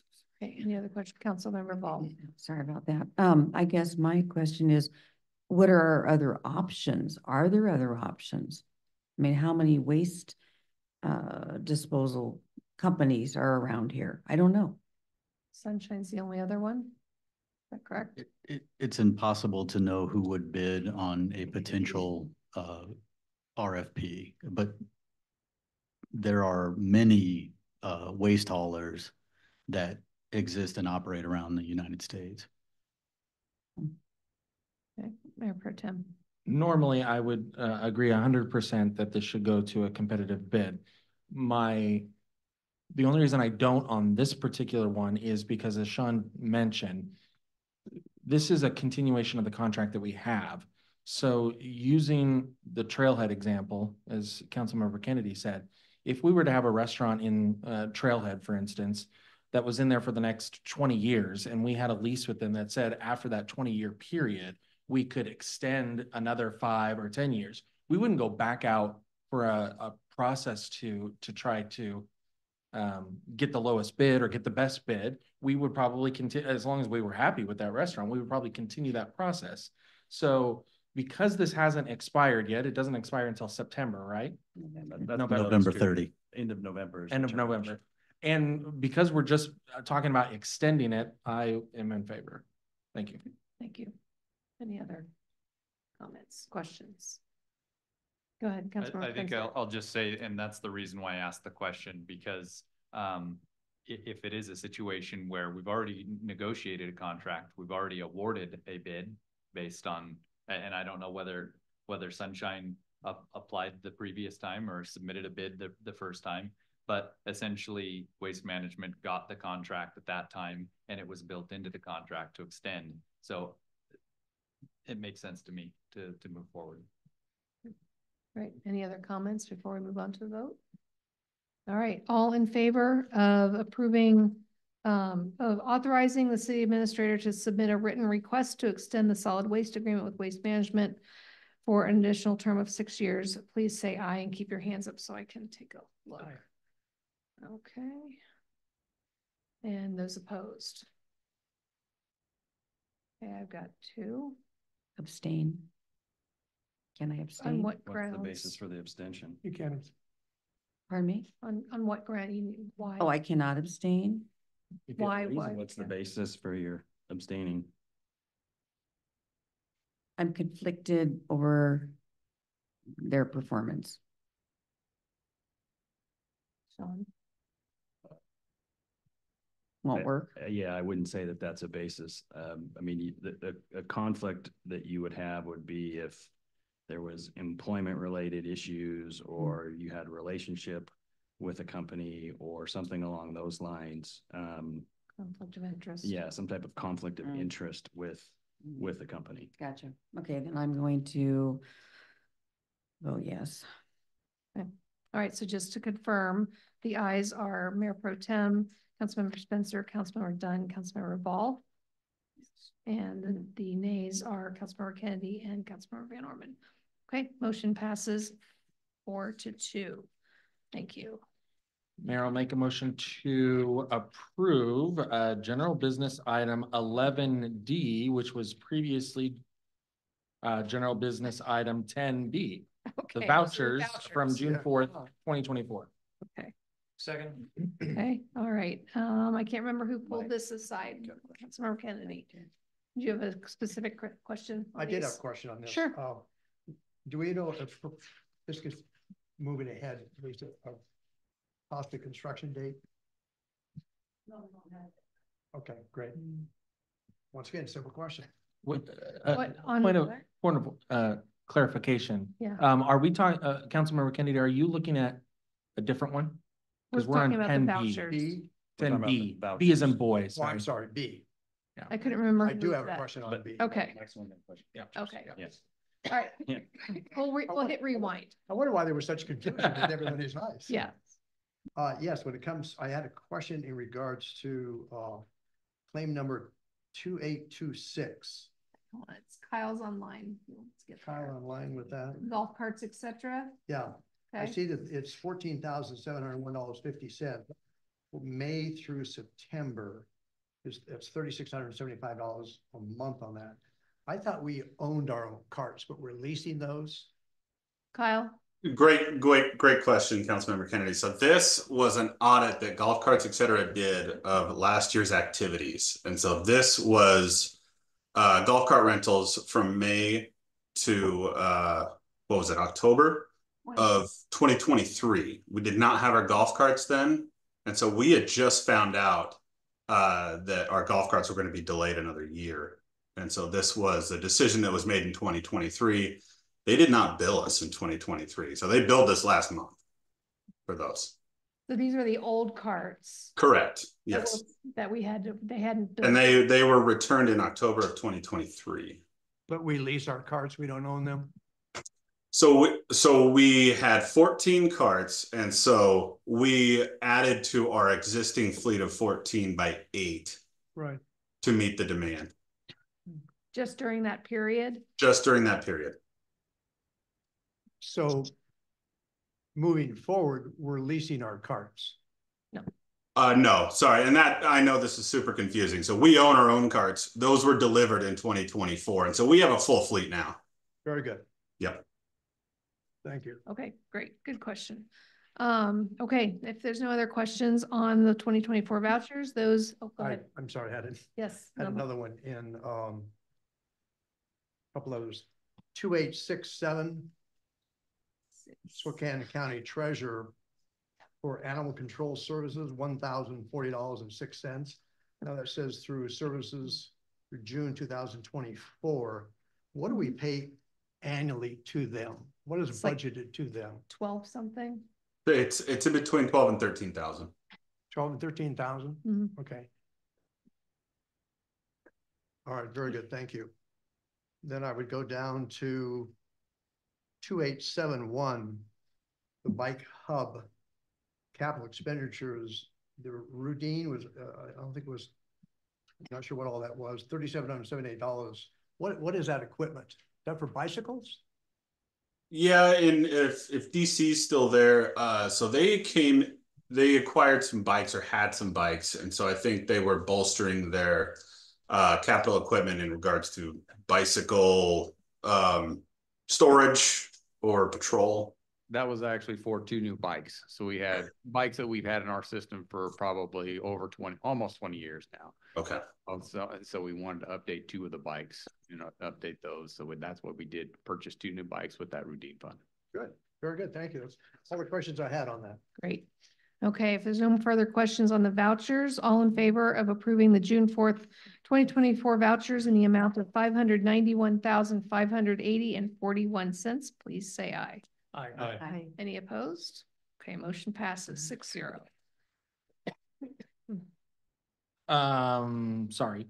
I will make a motion to approve general business item 11D, which was previously general business item 10C, the Stormwater Master Plan Grant, no cost time extension.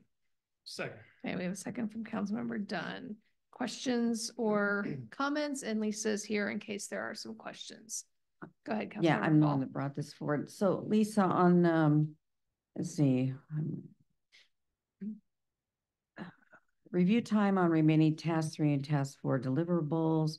Is this what we were talking about? Well, that they were talking about earlier in the presentation, that more time is needed and Yes, so in order for us to provide all the deliverables, which include the final plan, we have to send it to Commerce. They need 45 days for review. So they generously gave us a 90-day extension to make sure that we had enough time to complete the plan, get it to them for review, and then bring it back for adoption. okay, because it has to be adopted by the end of the year, right? It has to be adopted, well, with this extension, it has to be adopted by September 30th. Oh, right. Okay.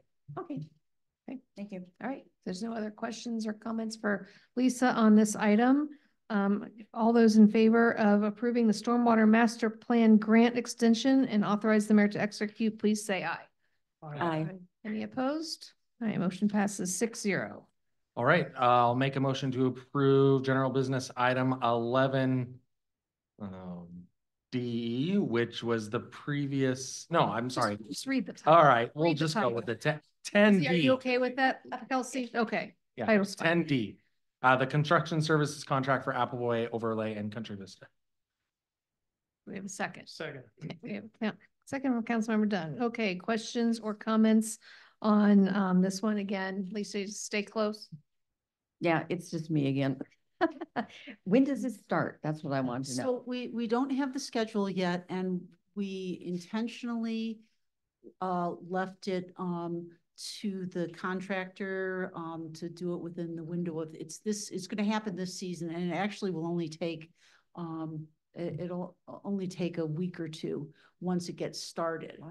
But we did leave it to their discretion because we thought we would get a better bid price if we gave them flexibility to fit it within their schedule. Okay, thank you. Any other questions on this one? All right. All those in favor of authorizing a total of $1.66 million for the construction of Appleway Grind and Overlay, et cetera, please say aye. Aye. All right, any opposed? All right, motion passes 6-0. All right, I'll make a motion to approve general business item 10E. The lease agreement for the 2024 Caterpillar 148 all-wheel drive grader. Second. Okay, second by Councilmember Dunn. Any questions or comments on this one? So, oh, go ahead, Jen. Yeah, my question is actually regarding all of these lease agreements, and just the assumption here is that we've determined that it's more cost effective over time, because generally I don't like leases myself, but so I know we were looking to purchase. That was Jen there. Yeah, yep, Jen's here. Looking to purchase some of this equipment more recently, taking it out of that lease option on some of the other items that we've approved over the past couple of years. So Jen can definitely weigh in on the perks. Yeah, so we're not quite ready yet to own our own equipment. Possibly in the next round after this 3-year batch, we might be there. We don't have a diesel mechanic. We don't have the diesel equipment set up at the shop to maintain this equipment. Part of the lease agreement states that the equipment is cared for by Western States and maintained as such. So it's a huge benefit for us. Yes, the costs, I was looking at the numbers and also cringing a little bit on the financing. But as of right now, we are not set up to do it ourselves, and we won't be in the near future. So that will be a discussion though to look at and reevaluate after this next 3-year batch. Councilmember Van Orman.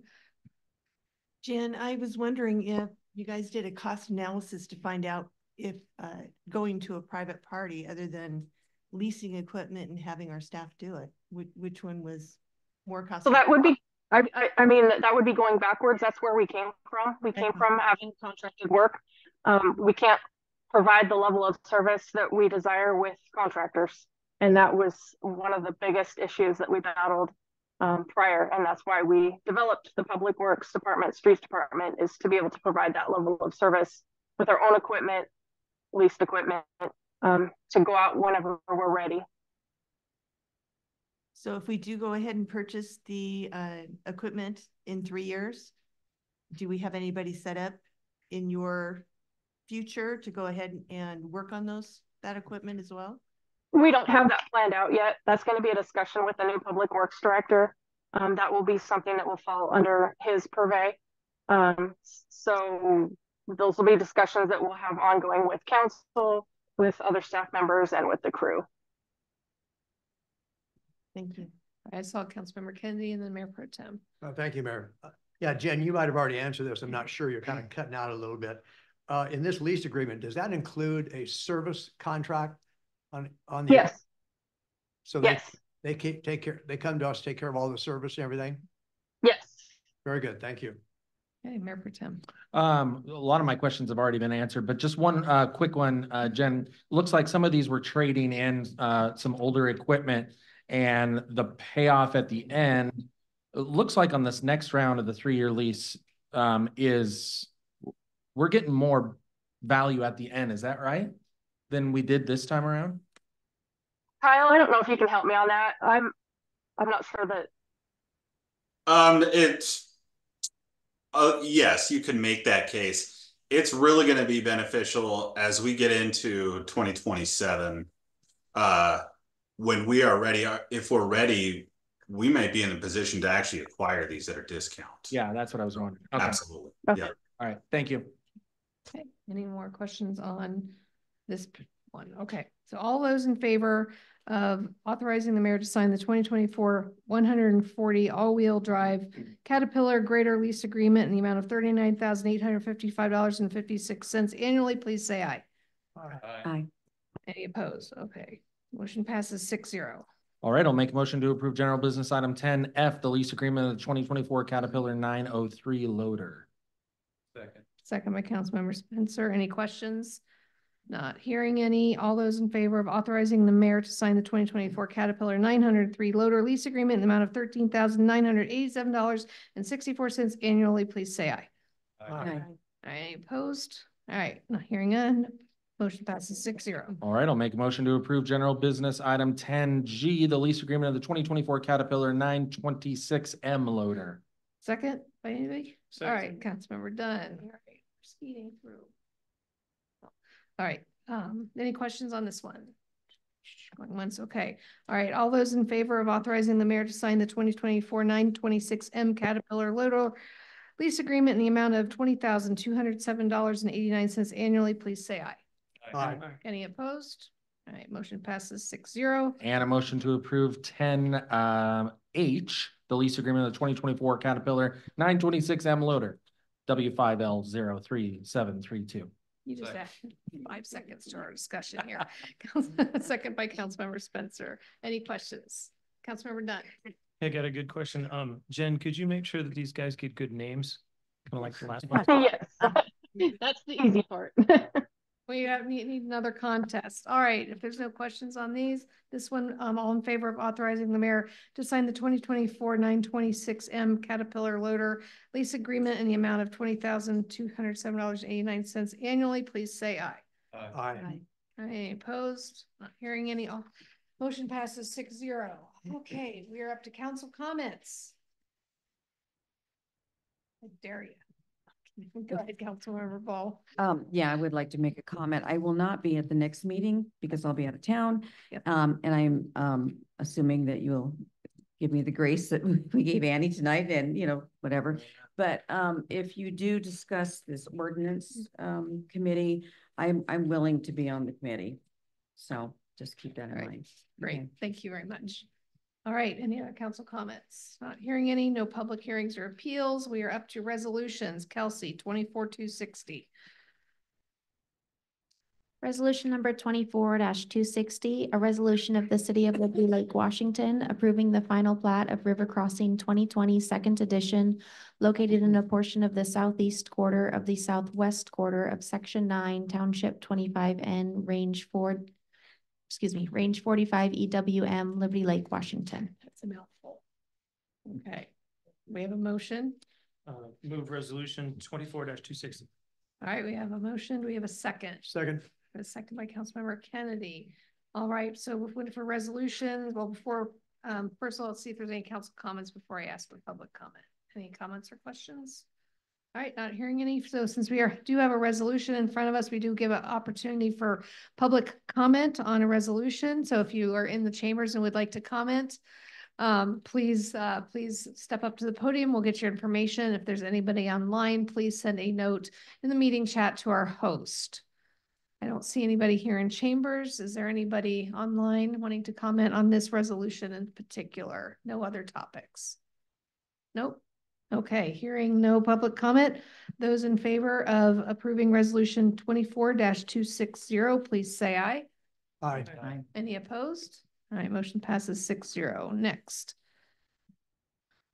Resolution number 24-261, a resolution of the City of Liberty Lake, Washington, approving the final plat of River Crossing East 4th Edition, located in portions of the northeast and southeast quarters of the southwest quarter of Section 9, Township 25N, Range 45 EWM, Liberty Lake, Washington. Somebody find that on a map. Yeah. All right, do we have a motion? She can. Smart aleck. Do we have a motion? So moved. Okay, we have a Second. motion from Councilmember Spencer and a second from Mayor Pro Tem. All right, any questions for Lisa before I go to public comment? Okay, not hearing any. Again, if there's anybody in chambers or online who'd like to comment specifically on resolution 24-261, please speak now or send a note to our host in meeting chat or forever hold your peace. Anybody? Doesn't look like it. All right. So those in favor of approving resolution 24-261, please say aye. Aye. Aye. Any opposed? All right, motion passes 6-0. We have no ordinance. We have no emergency ordinances. Introduction of upcoming agenda items. You have a sheet in front of you. We've got tentative for the 8th. So a reminder, Mark and I and Councilmember Kennedy and Councilmember Kurtz will be in Vancouver for AWC, but I believe we're all planning on dialing in for the meeting. So I don't know if we're still doing code of ethics on that date or not. Considering we had the discussion about revisiting the ordinance committee, my proposal would be to replace Okay. the ordinance committee with this, Okay. or replace this with the ordinance committee discussion. Okay, at 7, not 6. Yes. Okay. Perfect. Okay. And we have special meeting. We have our council retreat. We have joint workshop with Parks and Arts Commission in July, final stormwater master plan, hopefully in July, and then some others TBD. Is there anything that somebody would like to put on the advanced potential workshops list? Go ahead. I don't know that it needs to be a workshop, but I do think we had a situation, actually besides several situations over the past couple of months where our special presentations have been so long that it has pushed us to 8:30, 8:45 before we actually got to any city business. So I'm wondering if we can have a discussion about perhaps moving special presentations in agendas to later on, or limiting the time, or just coming up with some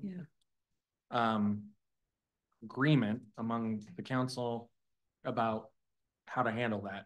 We typically will let our workshops and presentations, we'll give them 10 to 15 minutes. And we try to keep them pretty tight. I know the Valley Fire went a little long tonight, though it was information requested. But we can definitely keep an eye on those things, and as things that are more time consuming that we think those are coming up, we can. Well, we had figure one that out. from Scraps. Was it Scraps a missed couple of that weeks one, ago? That, I mean, it went on probably about 45, Really? 50 minutes. So, Okay. yeah. Okay. Oh, I don't think it was that long. Oh, yeah. Yeah, we didn't, we had Scraps and Waste Management, and we didn't get past item 7 until about 8:45. Yeah. Oh, time flew for me. Councilmember Kennedy. Thank you, Mayor. Yeah, on that particular one, I think it was actually a little over an hour, about an hour and 10 minutes between the two. All great information, all informative. I know that in the past, we always try to let them know maybe 15 minutes. My recommendation would be is that we let them know you have 15 minutes, and then they can prepare 15 minutes, and then also put them on the clock. Put them on the clock like we do everybody else, to be fair on it, because what I've noticed with this council and previous councils is that there seems to be a concern, well, the meetings run so long, but we're doing our city residents' business. I wish we wouldn't focus so much on that and let's focus on the business. But I think by putting a time limit on it, if it's going to be 15 minutes or 10 minutes, they have to keep within that, keep it on the clock, and then stop them at that point out of respect. I think we had Councilmember Spencer, then Dunn, and then Ball. I'd definitely be in favor of coming up with some sort of time limit, and also any information that can be provided to us in the packet or in a PowerPoint ahead of time, because that's on our own time. We can study that and come prepared with questions rather than having to digest it on the spot and come up with something. And sometimes we don't get it till the last minute, and sometimes we don't get it until somebody hands Kelsey a thumb drive when they get here, but we can definitely do our best to try to get whatever we can ahead of time. Sure. Okay, then we had Councilmember Dunn next. I think we're resolved that this is an appropriate future agenda item, but not for tonight. Yeah. Okay, Councilmember Ball. I was just gonna say, if we're gonna put a time limit on these presentations, like let's say we say 15, 20 minutes, but there should be additional time for questions from us. Yeah, we're gonna put this on a future agenda Oh, based on this. okay. Thanks, Dan. Okay, any other things for future agendas? Going once, going twice. It is 9:56. Citizen comments. Do we have anybody in chambers who'd like to make a citizen comment, or anybody online who would like to make a citizen comment? Just a reminder while we're waiting to see if there's anyone online, a 3-minute limit. Nope, no comments. Okay, we'll move on. We have no executive session. And unless we have anything else in front of us, we will go ahead and adjourn. Thanks, everybody. Whew, just under the wire.